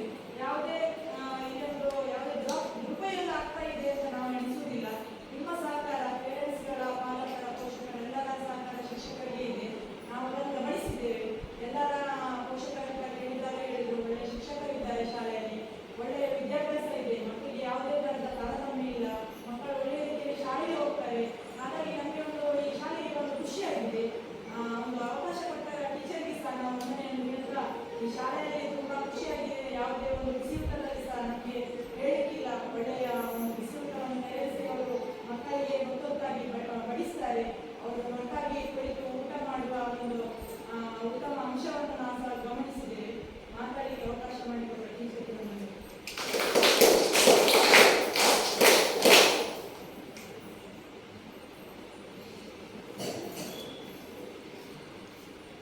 ನಮ್ಮ ಅನಿಸಿಕೆಯನ್ನು ಮಂಡಿಸಿದ್ದಾರೆ ಶ್ರೀಮತಿ ಸುನೀತಾ ಅವರಿಗೆ ಧನ್ಯವಾದಗಳು.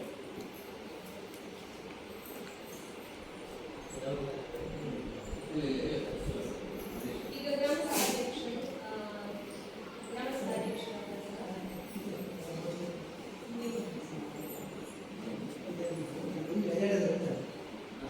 ಶರತೀಶ್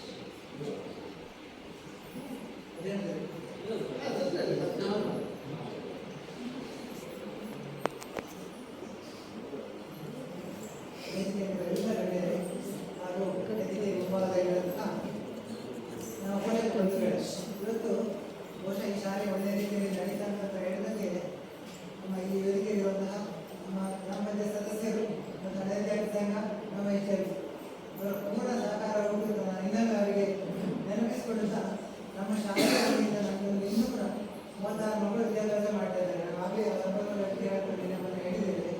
ಇನ್ನೂ ಕೂಡ ನಮಗೆ ವಿಜ್ಞಾನ ಉಪಕರಣಗಳೆಲ್ಲ ಸಿಕ್ಕಿದೆ. ಅದಕ್ಕೆ ತಾಲೂಕಿನಿಂದಲೇ ಎಲ್ಲ ನಮ್ಮ ಶಿಕ್ಷಣ ಇಲಾಖೆಯಲ್ಲೂ ಕೂಡ ಕೆಲಸ ಬರ್ತದೆ. ಆದರೆ ಒಂದು ವರ್ಷ ಪ್ರತಿ ಹಣ ಬರುತ್ತೆ ವಿಜ್ಞಾನ ಉಪಕರಣ. ಮತ್ತು 26 ಮಕ್ಕಳಿಗೆ ಕ್ರೀಡಾ ಸಾಮಗ್ರಿ ಕೂಡ. ಕ್ರೀಡಾ ಸಾಮಗ್ರಿ ಮಕ್ಕಳಿಗೆ ಮಳೆಗಾಲ ಸಂದರ್ಭದಲ್ಲೆಲ್ಲ ಹೊರಗೆ ಆಡಲಿಕ್ಕೆ ಆಗಲಿಲ್ಲ. ಎಲ್ಲ ಮಕ್ಕಳಿಗೆ ಬೇಕಿದ್ದಂತಹ ನಾವು ಈಗ ಈ ಮಕ್ಕಳಿಗೆ ಖರೀದಿ ಮಾಡಿರೋದು ನಮಗೆ ಬಂದಂತಹ ಅನುದಾನದಲ್ಲಿ ಸ್ವಲ್ಪ ಹೂಡಿಕೆ ಮಾಡಿ ಆ ಮಕ್ಕಳಿಗೆ ಇಂಡೋರ್ ಗೇಮ್ಸ್ ಇರ್ಬೋದು, ಕೇರಂ ಬೋರ್ಡ್ ಇರ್ಬೋದು, ಅಥವಾ ಬೇರೆ ಚೆಸ್ ಬೋರ್ಡು, ಇದರ ನಮ್ಮ ಅನುದಾನದಲ್ಲೇ ಸ್ವಲ್ಪ ಉಳಿಸಿಕೊಂಡು ಇದು ಮಾಡಿದ್ದೇವೆ. ಹಾಗೆ ಈ ಸಲ ಇನ್ನೂ ಕೂಡ ನಾವು ಅವರಲ್ಲಿ ಒಂದು ವಿನಂತಿಸಿಕೊಳ್ತಾ ಇದ್ದೇವೆ. ಮತ್ತು ಇನ್ನೊಂದು ಕೆಲವು ಅನುದಾನಗಳು ನಿಮಗೆ ನಾನು ಹೇಳಬೇಕು. ಪ್ರತಿ ವರ್ಷ ಆ ಅನುದಾನಗಳು ಈಗ HMC ಸದಸ್ಯರಲ್ಲ ಅಂತ ಹೇಳಿದ್ರು, ಅದು ಪ್ರತಿ ವರ್ಷ ಬರೋದಿಲ್ಲ. ನಮ್ಮ ಶಿಕ್ಷಣ ಇಲಾಖೆಯ ವಿದ್ಯಾ ಯೋಜನೆಯಲ್ಲಿ ಸೇರ್ಪಡೆ ಆಗಿದ್ರೆ ಮಾತ್ರ ಹಣ ಬರ್ತದೆ. ಈಗ ಪ್ರತಿ ವರ್ಷ ಪ್ರತಿ ತಿಂಗಳು ಬಿಲ್ಡಿಂಗ್ ಮಾಡ್ತಾರೆ, ಹಣ ಬರ್ತದೆ ಅಂತ ಹೇಳಿ ತಪ್ಪಾಗಿ ಬಯಸಬಾರ್ದು. ಆ ವರ್ಷ 23-24ನೇ ಸಾಲಿನಲ್ಲಿ ಮಾತ್ರ HMC ಸದಸ್ಯರ ಸಭೆಗೆ ಅಂತ ಬಂದಿದೆ. ಅದೊಂದು ಕ್ರಿಯಾ ಯೋಜನೆ ರೆಡಿ ಮಾಡಲಿಕ್ಕೆ ನಮ್ಮ SSTC ಮತ್ತು ಫೋಟೋ ಅಪ್ಲೋಡ್ ಮಾಡಲಿಕ್ಕೆ ಇದಕ್ಕೋಸ್ಕರ ಆ ಒಂದು ವರ್ಷ ಮಾತ್ರ ಹಣ ಬಂದಿದೆ. ಆ ಕಳೆದ ವರ್ಷ ಗ್ರಂಥಾಲಯಕ್ಕೆ ಬುಕ್ಸ್ಗೆ ಅಂತ ಬಂದಿದೆ. ಪ್ರತಿ ವರ್ಷ ಹಣ ಬರುವುದಿಲ್ಲ. ಹಾಗಾಗಿ ನಾನು ಹೇಳಬೇಕು ಅಂದರೆ ಶಿಕ್ಷಣ ಇಲಾಖೆಯಲ್ಲಿ ಪ್ರತಿ ವರ್ಷ ನಮಗೀಗ ಮೈಸೂರಿನಿಂದ ಆಡಿಟ್ ಬರ್ತಾರೆ. ಪ್ರತಿ ವರ್ಷ ಆಡಿಟ್ ಆಗ್ತದೆ. ಅಕ್ಷರದಾಸರು ಕೂಡ ಆಡಿಟ್ ಮಾಡಿಕೊಂಡು ಹಾಗಾಗಿ ನಿಮಗೆ ಅದೇ ರೀತಿಯಲ್ಲಿ ಇರ್ತದೆ. ಆಮೇಲೆ ಸಿಡಿದು ನಿರೋಧದ ಬಗ್ಗೆ ನಮಗೆ ತುಂಬ ಬಾರಿ ಮನವಿಯನ್ನು ಕೂಡ ಕೊಟ್ಟಿದ್ದೇವೆ. ನಮ್ಮ ಅಧಿಕಾರಿಗಳಲ್ಲಿ ಒಂದು ವಿನಂತಿ, ನಿಮ್ಮ ತಾಲೂಕು ಪಂಚಾಯತ್ ಇಂಜಿನಿಯರ್ ಬಂದು ಒಂದಿನ ಕೆಲವು ಖಾಸಗಿ ಕಟ್ಟಡಗಳಲ್ಲಿ ಭಾಳ ಹೈಟಲ್ಲಿ ಒಮ್ಮೆ ಆ ಕೊಟ್ಟ ಅನುದಾನ ಒಂದು ವ್ಯವಸ್ಥಿತವಾಗಿ ಉಪಯೋಗ ಆಗಬೇಕು. ನಮಗೆ ಇದು ತುಂಬ ಸಲ ಇರ್ತದೆ. ಪ್ರತಿ ಸಲ ನಮ್ಮ ಇಲಾಖೆ ಅನುದಾನ ಇದರ ಮೊದಲು ಈಗಂತೂ ಇದರ ಮೊದಲು ಕೂಡ ಅನುದಾನ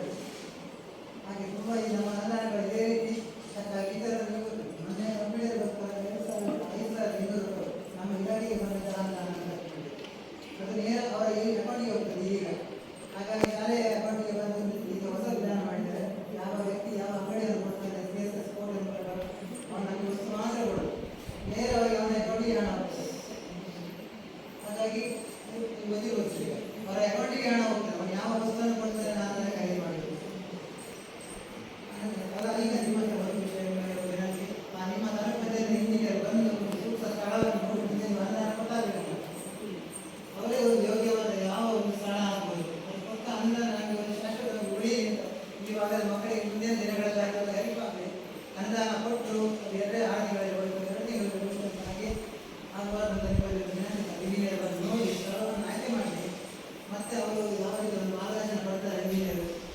ಆ ರೀತಿ ನಾವು ಖಾಸಗಿ ಕಟ್ಟಡಗಳಲ್ಲಿ ನೋಡ್ತೇವೆ ತುಂಬ ಅದಕ್ಕೆ ವ್ಯವಸ್ಥಿತವಾದಂತಹ ಆರ್ಟಿಸ್ಟ್ ಎಲ್ಲ ನೋಡಿಕೊಂಡು ಸುಮ್ಮನೆ ಒಂದು 25,000 ಕೊಟ್ಟು ಇನ್ವೆಸ್ಟ್ ಮಾಡಿದ್ರು. ಅದು ಮತ್ತೆ ಖಾಲಿ 2 ತಿಂಗಳಲ್ಲಿ ಹೋಯ್ತು ಅಂತ ಶಾಲೆಯವರಿಗೆ ಕೆಟ್ಟದ್ದು, ಪಾಪ ನನ್ನವರಿಗೂ ಕೆಟ್ಟದ್ದು. ಆ 2 ತಿಂಗಳು ಕೊಂಡಲ್ಲ ಬಂದರೆ ಹಾಗೆ ಯಾರು ಬೇಡ ಸರ್, ಇಂಜಿನಿಯರ್ ಬಂದು ನೋಡಿ ಸ್ಥಳ ಆಯ್ಕೆ ಮಾಡಿ ನಮಗೆ ಈಗ ಗ್ರಾಮದ ಸದಸ್ಯರಿಗೆ ಒಂದು ಮಾರ್ಗದರ್ಶನ ಕೊಡಿ. ಅದೆಲ್ಲ ಇದು ಫಿಸಿಕಲ್ ಇಶ್ಯೂ ಸರ್, ನಮ್ಮದರಲ್ಲಿ ಅರ್ಥವಾಗಲಿಲ್ಲ. ಮುಂದಿನ ಕಡೆಗೆ ಹೇಳ್ತಾರೆ. ಆಮೇಲೆ ನಮ್ಮ ಈಗ ಈ ಪಠ್ಯ ಪುರಾಣ ನಮಗೆ ಅಂತೂ ಮುಖ್ಯ ಶಿಕ್ಷಕರಿಗೆ ಅಂತೂ ಬರಲಾರದ ಭಾರ ಅಂತ ಹೇಳಿ ನಾವು ನೋಡಿ ಇಡೀ ವರ್ಷದಲ್ಲಿ ಒಮ್ಮೆ ನನಗೆ ನಮ್ಮ ಒಪ್ಪಿಗೆ ಪತ್ರ ಮನೆ ಪೋಷಕರು ನೀವು ಒಂದು ಸಲ ಒಪ್ಪಿಗೆ ಪತ್ರ ಕೊಟ್ಟು ನನ್ನ ಮಗನಿಗೆ ಅಥವಾ ಮಾಡಿ 6 ದಿನವೂ ನಾನು ಹೊಟ್ಟೆಯನ್ನು ಕೊಡ್ತೇನೆ ಅಂತ ಒಪ್ಪಿಗೆ ಪತ್ರ ಕೊಟ್ಟ ಮೇಲೆ ಇಡೀ ವರ್ಷದ 11 ತಿಂಗಳು ಕೂಡ ನಾನು ಅದನ್ನು ಮೆನುವನ್ನು ನಾನು ಬದಲಾಯಿಸಲಿಲ್ಲ. SLC ಯಾವುದೇ ಬೇಕಾಗಿಲ್ಲ. ಶಿಕ್ಷಣ ಇಲಾಖೆಯ ಯಾವುದೇ ನೋಡಿ ಎಲ್ಲಿ ಮುಖ್ಯಮಂತ್ರಿಗಳ ಮೂಲಕ ಅದನ್ನು ಬದಲಾಯಿಸಲಿಕ್ಕೆ ಅಧಿಕಾರ ಇದೆ. SLC ಯಾವುದೇ ರೀತಿ ಬದಲಾವಣೆ ಮಾಡ್ತೀವಿ. ಅದು ನನ್ನ ಇಲಾಖೆಯ ಬಂದ ನಮಗೆ ಸಾರಿ ಗೊತ್ತಿರಬೇಕು. ತುಂಬ ಶಾಲೆಗೆ ನನ್ನ ಇಲಾಖೆ ನಿಯಮ ನಾನು ಮೀರಿದರೆ ನನ್ನ ತಲೆಗಂಡಾಗ್ತದೆ. ಇವರು ಮೆನುವನ್ನು ಪಾಲಿಸಲಿಲ್ಲ ಮಕ್ಕಳಿಗೆ. ಅದರಲ್ಲಿ ಅವರು ಮೊಟ್ಟೆಯನ್ನು ಪರಿಶೀಲನೆ ಮಾಡಿ ಬೆಂಗಳೂರಿನ ತಂಡ ಇದರಲ್ಲಿ ಅದಕ್ಕೊಂದು ಸಮಿತಿ ಉಂಟು. ಇದರಲ್ಲಿ ಪೌಷ್ಟಿಕ ಆಹಾರ ಉಂಟು, ಇಷ್ಟು ಇದರಲ್ಲಿ ಪ್ರೋಟೀನ್ ಉಂಟು, ಎಲ್ಲ ಅವರು ಇದು ಪೌಷ್ಟಿಕ ಆಹಾರ ಅಂದರೆ ಇದು ನಾವು ನಮ್ಮ ಒಂದು ಭಾಗದಲ್ಲಿ ಇವುಗಳ ಅಂತಾರೆ. ಈಗ ಒಂದೇ ಒಂದು ಅಲ್ಪಸಂಖ್ಯಾತ ನಡೆಸುವಂತಹ ಶಾಲೆಗೆ ಮುಖ್ಯಮಂತ್ರಿಗಳಿಗೆ ಅನುಮತಿಸಿ ಏನು ಮಾಡಿದ್ದಾರೆ ಮಾತ್ರ.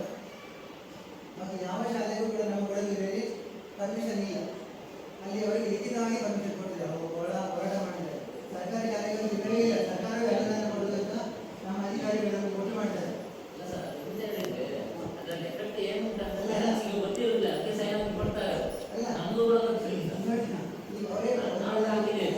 ಈಗ ನೋಡಿ ಬಾಳೆಹಣ್ಣು ಇನ್ನೂ ಸಮಸ್ಯೆ. ಮುಖ್ಯ ಶಿಕ್ಷಕರು ಪ್ರತಿದಿನ ಅಂಗಡಿ ತಿರುಗಾಡ್ತಾ ಹೋಗ್ತಾರೆ. ಇವತ್ತದೆಲ್ಲ ಬಾಳೆಹಣ್ಣು ನಾಳೆ ಕಪ್ಪ ಅಂದರೆ ನೀವು ಹೇಳ್ತೀವಿ 6 ದಿನ ಮೊಟ್ಟೆ ಕೊಟ್ಟು ನನ್ನ ಮನೆಗೆ ಶೀತ ಆಯಿತು ಕಪ್ಪ ಆಯಿತು ಅಂತ. ನನಗೆ 2 ವರ್ಷ ಆಗಿ ಬಂದಿದೆ. 6 ದಿನ ಬಾಳೆಹಣ್ಣಿಂದ ನಾನು ಚಿಕ್ಕ ಬಂದ 6 ವರ್ಷದ ಮಗುವಿಗೆ ಶೀತ ಆಗ್ತಿದೆ ಕಪ್ಪ ಆಯಿತು ಅಂತ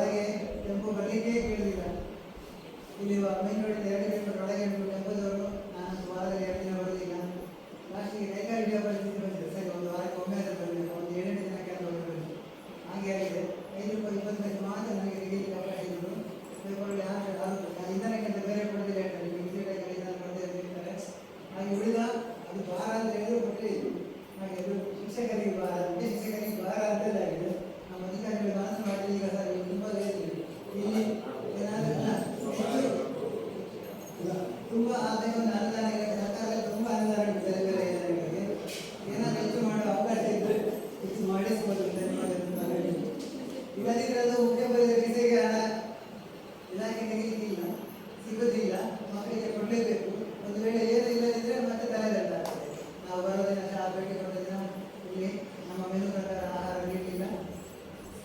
ಯಾವಾಗ ಈಗ SDMC ಹೊಣೆಗಾರರಾಗಲಿಲ್ಲ, ಮುಖ್ಯ ಶಿಕ್ಷಕರು ಒಪ್ಪಿಗೆ ಪತ್ರ. ನಾನು ಇನ್ನೂ ಹೇಳಿದ್ರು, ಈ ಸಲ ನೀವೆಲ್ಲ ಒಪ್ಪಿಗೆ ಪತ್ರ ಪಟ್ಟ ಆಗಿದೆ, ಇನ್ನೂ ಬದಲಾವಣೆ ಇಲ್ಲ.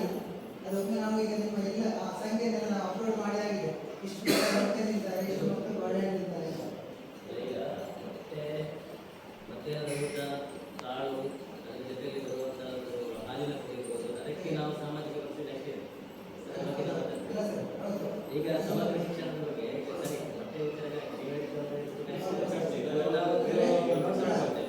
ಆದರೆ ರೇಟ್ ಬಗ್ಗೆ ಅದರ ಎಷ್ಟು ಆ ಎಲ್ಲ ವಿಚಾರ ಇನ್ನೂ ನೆಕ್ಸ್ಟ್ ಇನ್ನೊಂದಿದೆ ಸಾಮಾಜಿಕ ರಕ್ಷಣೆ ಅದು ಅದಕ್ಕೆ ಮಾತ್ರ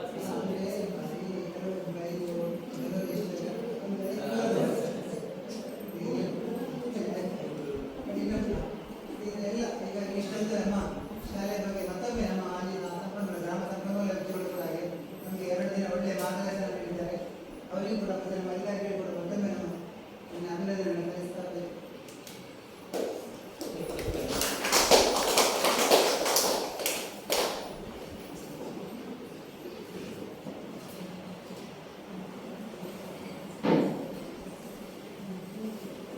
ಸಾಮಾಜಿಕ ರಕ್ಷಣೆ ನಿರ್ದೇಶನವನ್ನು ಸಾರ್ವಜನಿಕ ಶಿಕ್ಷಣ ಇಲಾಖೆ ಸಮಗ್ರ ಶಿಕ್ಷಣ ಕರ್ನಾಟಕ ಯೋಜನೆ 2023-24 ಸಾಲಿನ ಸಾಮಾಜಿಕ ರಕ್ಷಣೆ ಪೋಷಕರ ಸಭೆ ಇವತ್ತು ನಮ್ಮ ಈ ಸಮಗ್ರ ಶಾಲೆಯಲ್ಲಿ ಸಭೆಯ ವೇದಿಕೆಯಲ್ಲಿರುವಂತಹ ದರ್ಗಡೆ ಗ್ರಾಮ ಪಂಚಾಯತಿನ ಸದಸ್ಯರಾದ ಗುಣಕರ್ತೇವೆ, ಆತ್ಮೀಯರು ಮತ್ತು ಇಲ್ಲಿಂದ ಕೂಡ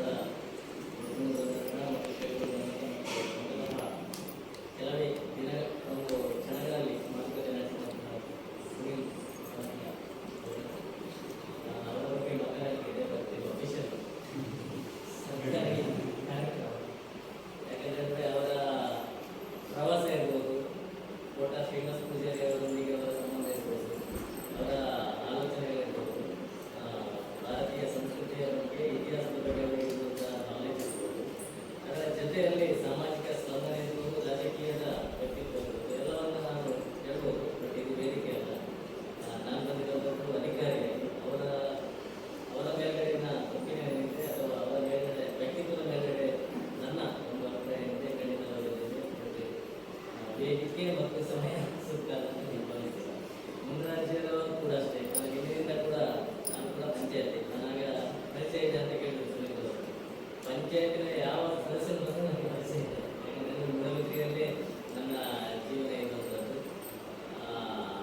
ಪ್ರಶಾಂತ್ ಶೆಟ್ಟಿ ಪೀಡಿಯವರು ಎಷ್ಟು NREGಯಲ್ಲಿ ಕೆಲಸ ಮಾಡಿದ್ದಾರೆ ಎಂಬುದರ ಬಗ್ಗೆ ಬಹಳ ಇದೆ. ಯಾಕಂದರೆ ಅವರ ವಾರ್ಡ್ ಇರ್ಬೋದು, ಪಂಚಾಯತಿಗೆ ಇರ್ಬೋದು, ಬಹಳ ಆಳವಾಗಿ ಕೆಲಸ ಮಾಡ್ತಾರೆ. ನಮ್ಮ ಹಳೆ ವಿದ್ಯಾರ್ಥಿ ಸಂಘದ ಅಧ್ಯಕ್ಷರಿದ್ದಾರೆ, SDMC ಉಪಾಧ್ಯಕ್ಷರಿದ್ದಾರೆ, ಇಬ್ಬರು ಕೂಡ ಅಧ್ಯಕ್ಷರು. ನಮ್ಮ ಮುಖ್ಯ ಶಿಕ್ಷಕರು ಅನುಭವಿದ್ದಾರೆ. ನಮ್ಮ ಸಾಮಾಜಿಕ ಪರಿಶೋಧನೆಯ ಇದ್ದಾರೆ,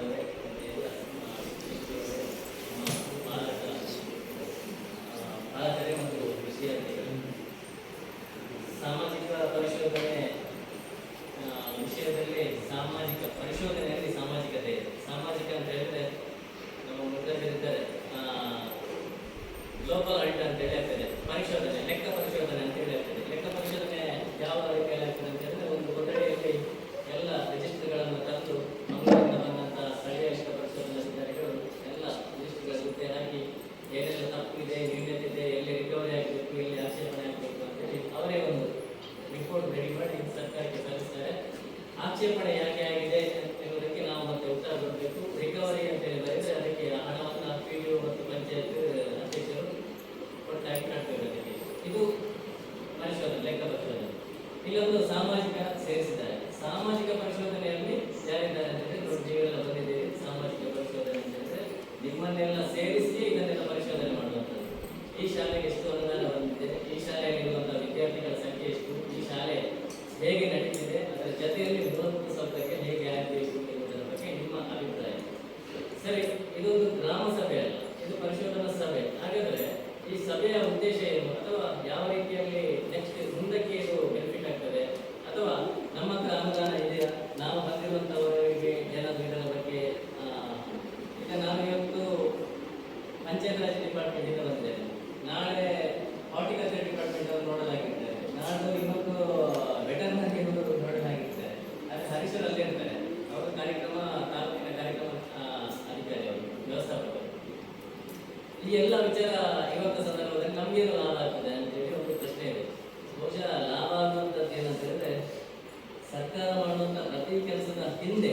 ಏನಿದೆ, ಕೆಲಸ ಏನಿದೆ, ಒಂದು ಆಲೋಚನೆ ಏನಿದೆ, ಯೋಜನೆ ಏನಿದೆ, ಆ ಯೋಜನೆ ಹಿಂದೆ ಒಂದು ಯೋಚನೆ ಇದೆ. ಸಮಗ್ರ ಶಿಕ್ಷಣ ಏನಿದೆ ಕರ್ನಾಟಕ, ಈ ಯೋಜನೆಯ ಮುಖಾಂತರ ಕರ್ನಾಟಕದಲ್ಲಿ ನಡೆಯುವಂತಹ ಶಿಕ್ಷಣದ ವ್ಯವಸ್ಥೆ ಗುಣಮಟ್ಟ ಯಾವ ರೀತಿಯಲ್ಲಿ ಇದೆ ಮತ್ತೆ ಯಾವ ರೀತಿಯಲ್ಲಿ ಮುಂದುವರಿಸಬೇಕು ಎನ್ನುವುದರ ಬಗ್ಗೆ ಅದೊಂದು ಸ್ಥೂಲವಾದ ಒಂದು ವರದಿ ಇದೆ. ಈ ವರದಿಯ ಪ್ರಕಾರ ಯಾವ ರೀತಿಯಲ್ಲಿ ಅನುಷ್ಠಾನ ಆಗ್ತಿದೆ ಎಂಬುದರ ಬಗ್ಗೆ ಕೂಡ ಒಂದು ಆಲೋಚನೆ ಇದೆ. ಅನುಷ್ಠಾನದಲ್ಲಿ ನ್ಯೂನ್ಯತೆ ಎಲ್ಲಿದೆ ಎಂಬುದರ ಬಗ್ಗೆ ಕೂಡ ಅದಕ್ಕೆ ಒಂದು ವರದಿ ಬೇಕು. ಆ ವರದಿ ಹೇಗಿರಬೇಕು ಅಂತ ಹೇಳಿದ್ರೆ, ನಮ್ಮ ಪಾಲಕರು ಇಲ್ಲಿ ಆ ಸಭೆಯಲ್ಲಿ ಇರಬೇಕು, ಪಾಲಕರು ಹೇಳಬೇಕು, ಸರ್ಕಾರದಿಂದ ಬಂದಂತಹ ಅನುದಾನ ಹೇಗೆ ವ್ಯಯ ಆಯಿತು ಮತ್ತೆ ಏನಾಗಬೇಕು ಎನ್ನುವುದರ ಬಗ್ಗೆ ಲಿಖಿತವಾಗಿ ಆ ಸಭೆಯಲ್ಲಿ ಅನುಮೋದನೆ ಆಗಬೇಕು. ಆ ಅನುಮೋದನೆ ಆದ ಸರ್ಕಾರಕ್ಕೆ ಸಲ್ಲಿಕೆ ಆಗಬೇಕು. ಇದಿಷ್ಟು ಪ್ರೊಸೀಜರ್. ಅಂದ್ರೆ ಇಲ್ಲಿ ಯಾರನ್ನ ಕೂಡ ದೂರುವಂತದ್ದಿಲ್ಲ. ನಾವು ಪ್ರಾರಂಭದಲ್ಲಿ ಕಳೆದ ವರ್ಷ ಒಂದು 8 ತಿಂಗಳ ಹಿಂದೆ ಪ್ರಾರಂಭ ಆಗಿರುವಂಥದ್ದು. ನಮ್ಮ ಮುಖ್ಯ ಶಿಕ್ಷಕರಿಗೆಲ್ಲ ಬಹಳ ಹೆದರಿಕೆ, ಸರ್ ನೀವು ಬರಬೇಡಿ ಸರ್, ಅಲ್ಲಿ ಗ್ರಾಮ ಪಂಚಾಯತ್ಗೆಲ್ಲ ಗಲಾಟೆ ಆಗ್ತದಂತೆ, ಗ್ರಾಮ ಸಭೆ ಅಂತ ಹೇಳುವಾಗ ನೀವೆಲ್ಲ ನಮ್ಮ ಈ ನ್ಯೂನ್ಯತೆಗಳನ್ನು ಹೊರಗಡೆ ಆಗ್ತಿದ್ದಂತೆ. ಕೆಲವು ಶಿಕ್ಷಕರೆಲ್ಲ ನಮಗೆಲ್ಲ ಸಣ್ಣ ಪುಟ್ಟ ಪ್ರತಿರೋಧ ತೋರಿಸಿದ್ರು. ಅಂದ್ರೆ ಲೆಕ್ಚರ್ ಕೊಡದೇ ಇರುವಂಥದ್ದು ಅಥವಾ ಪಾಸ್ ಪುಸ್ತಕ ಪ್ರಿಂಟ್ ಕೊಡದೇ ಇರುವಂಥದ್ದು ಎಲ್ಲ ನಾವು ಮತ್ತೆ ಕನ್ವಿನ್ಸ್ ಮಾಡಿದ್ವಿ. ಹಾಗೆ ಏನಿಲ್ಲ, ಇದು ನೀವೇನು ಖರ್ಚು ಮಾಡಿದಿರಿ ಅಥವಾ ಏನು ವೆಚ್ಚ ಮಾಡಿದಿರಿ, ಏನು ಅನುದಾನ ಬಂದಿದೆ ಅದನ್ನು ಮಾತ್ರ ಬರೆಯುವಂಥದ್ದು. ಎರಡನೇದಾಗಿ ಮಕ್ಕಳ ಒಂದು ಪ್ಯಾರೆಂಟ್ಸ್ ಏನಿದೆ, ಪಾಲಕರು ಏನಿದೆ, ಅವರ ಮನೆಗೆ ಹೋಗಿ ಈ ಶಾಲೆಯ ಬಗ್ಗೆ ನಮ್ಮ ಅಭಿಪ್ರಾಯ ಏನಿದೆ ಎನ್ನುವಂಥದ್ದು ನಾವು ಅವರ ಅಭಿಪ್ರಾಯವನ್ನು ಕ್ವಶನರೀಸ್ ಮುಖಾಂತರ, ಪ್ರಶ್ನೆಗಳ ಮುಖಾಂತರ ಟಿಕ್ ಹಾಕಿ ಅದು ಹೌದಾ ಅಂತ ಹೇಳಿ ಅವರಿಂದಲೇ ನಾವು ಮಾಹಿತಿಯನ್ನು ಪಡೆದು ಸರ್ಕಾರಕ್ಕೆ ಸಲ್ಲಿಸುವುದು. ಅದರಿಂದ ಇಲ್ಲಿ ಶಿಕ್ಷಕರು, ಮುಖ್ಯ ಶಿಕ್ಷಕರಾಗ್ಬೋದು ಅಥವಾ ಉಳಿದವರು ಯಾರು ಬೆದರುವಾಗಲಿಲ್ಲ. ಸಾಮಾಜಿಕ ಪರಿಶೀಲನೆ ಮಾಡುವಂಥದ್ದು ಗ್ರಾಮ ಸಭೆ ಮುಂದುವರೆದಿರ್ತಾರೆ. ಅಲ್ಲಿ ದೊಡ್ಡ ಗತಿಯಲ್ಲೆಲ್ಲ ಗಲಾಟೆ ನೋಡಿದವರು ಇರ್ತಾರೆ ಗ್ರಾಮ ಸಭೆ ಆಗುವಂಥ ಸಂದರ್ಭದಲ್ಲಿ. ಬಟ್ ಇದು ಅಂಥ ಸಭೆ ಅಲ್ಲ. ಇದು ಒಂದು ರೀತಿಯಲ್ಲಿ ಸಂವಾದದ ರೀತಿಯಲ್ಲಿ ಈ ಶಾಲೆಗೆ ಅಭಿವೃದ್ಧಿಗೆ ಆಗುವಂಥ ಏನು ಒಂದು ಯೋಜನೆ ಇದೆ ಅದನ್ನು ಮಾಡುವಂಥದ್ದು ಅಂತೇಳಿ ಒಂದು ಈ ಸಭೆಯ ಉದ್ದೇಶ. ಬಹಳ ಮುಖ್ಯವಾಗಿ ಈ ಸಭೆಯಲ್ಲಿ 3 ರೀತಿಯ ಒಂದು ನಾವು ಕಾನ್ಸೆಪ್ಟ್ ಅನ್ನು ಇಟ್ಕೊಳ್ತೇವೆ. ಏನಂತ ಹೇಳಿದ್ರೆ ಟ್ರಾನ್ಸ್ಪರೆನ್ಸಿ, ಮತ್ತೆ ಪಾರ್ಟಿಸಿಪೇಷನ್, ಮತ್ತೆ ಅಕೌಂಟಬಿಲಿಟಿ ಅಂತ ಹೇಳಿ. ಪಾರ್ಟಿಸಿಪೇಷನ್ ಯಾರು ಇರಬೇಕು ಅಂತ ಹೇಳಿದ್ರೆ, ಭಾಗವಹಿಸುವಿಕೆ ಯಾರು ಇರಬೇಕು ಅಂತ ಹೇಳಿದ್ರೆ ಪಾಲಕರು ಮತ್ತೆ SDMCಯ ಸದಸ್ಯರು, ಅದರ ಜೊತೆಯಲ್ಲಿ ಊರಿನ ಗಣ್ಯರು. ಯಾಕೆ ಪಾರ್ಟಿಸಿಪೇಷನ್ ಇರಬೇಕು, ಯಾಕೆ ಪಾಲ್ಗೊಳ್ಬೇಕು ಅಂತ ಹೇಳಿದ್ರೆ, ಇವತ್ತು ವರದಿಯವರು ಸುಮಿತ ನಮ್ಮ ಸಂಪನ್ಮೂಲ ವ್ಯಕ್ತಿ ಓದಿ ಆ ವರದಿಯಲ್ಲಿರುವಂತಹ ಎಲ್ಲ ವಿಚಾರಗಳೇನಿದೆ, ಶಾಲೆಗೆ ಬಂದಂತಹ ಮಕ್ಕಳ ಎಷ್ಟು, ಹಾಜರಾತಿ ಎಷ್ಟು, ಶಾಲೆಯಿಂದ ಮುಂಚೆ ಅಥವಾ ಶಾಲೆ ಬಿಡೋದಕ್ಕಿಂತ, ಶಾಲೆ ಸ್ಟಾರ್ಟ್ ಆಗೋದಕ್ಕಿಂತ ಲೇಟಾಗಿ ಬರುವ ವಿದ್ಯಾರ್ಥಿಗಳೆಷ್ಟು ಅಥವಾ ಮುಂಚೆ ಹೋಗುವ ವಿದ್ಯಾರ್ಥಿಗಳೆಷ್ಟು, ಮಕ್ಕಳ ಕಲಿಕೆಯಲ್ಲಿರುವಂತಹ ಶಿಕ್ಷಕರ ಅವರಿಗೆ ಟ್ರೈನಿಂಗ್ ಆಗಿದೆಯಾ, ಅವರ ಒಂದು ಸಂಪೂರ್ಣ ಅದಕ್ಕೆ ಡೆಡಿಕೇಶನ್ ಹೇಗಿದೆ, ಎಲ್ಲವನ್ನು ಕೂಡ ವರದಿಯಲ್ಲಿ ಓದಿದೆ. ಆ ವರದಿಯೆಲ್ಲ ಸರ್ಕಾರಕ್ಕೆ ಹೋಗ್ತದೆ. ಆ ವರದಿಯಲ್ಲಿ ಏನಾದರೂ ತಪ್ಪಿದೆ ಅಂತ ಹೇಳುವಾಗ ಪಾರ್ಟಿಸಿಪೇಷನ್ ಮಾಡಿದಂಥ ಅಥವಾ ಪಾಲ್ಗೊಂಡಂಥ ನೀವು ಉತ್ತರ ಅದಕ್ಕೆ ಕ್ವಶನ್ ಕೇಳುವಂಥದ್ದು ಅಥವಾ ಪ್ರಶ್ನಿಸುವಂಥ ಒಂದು ಹಕ್ಕನ್ನು ಉಳ್ಳವರಿಗೆ. ಎರಡನೇದು ಏನಂತ ಹೇಳಿದ್ರೆ ಟ್ರಾನ್ಸ್ಪರೆನ್ಸಿ ಅಂತ ಹೇಳಿದ್ರೆ ಅದರಲ್ಲಿ ಪಾರದರ್ಶಕತೆ ಬೇಕು ಅಂತ ಹೇಳಿ. ಎಲ್ಲ ನಮ್ಮ ಅನುದಾನ, ಸರ್ಕಾರದಿಂದ ಬರುವಂಥ ಅನುದಾನ ಏನಿದೆ ಅದೆಲ್ಲವೂ ಕೂಡ ಪಾರದರ್ಶಕವಾಗಿರಬೇಕು, ಜನರಿಗೆ ಗೊತ್ತಿರಬೇಕು, ಮತ್ತೆ ಪಾಲಕರಿಗೆ ಇದರ ಬಗ್ಗೆ ಅರಿವಿರಬೇಕು ಅಂತ. ಎಷ್ಟು ಖರ್ಚಾಯಿತು, ಶೂಸ್ ಸಾಕ್ಸ್ಗೆ ಎಷ್ಟು ಖರ್ಚಾಯಿತು, ಅಥವಾ ಬಂದಂಥ ಅನುದಾನವನ್ನು ಸಮರ್ಪಕವಾಗಿ ವ್ಯಯ ಆಗಿದೆಯಾ ಇಲ್ವಾ ಎನ್ನುವಂಥದ್ದು ಕೂಡ ನಿಮಗೆ ತಿಳಿಸಬೇಕು ಎನ್ನುವ ಉದ್ದೇಶದಿಂದಾಗಿ ಅದನ್ನು ವೇದಿಕೆಯಲ್ಲಿ ನಿಮಗೆ ತಿಳಿಸುವಂಥ ಒಂದು ಪದ್ಧತಿ, ಅದನ್ನೇ ಟ್ರಾನ್ಸ್ಪರೆನ್ಸಿ ಅಂತ ಹೇಳೋದು.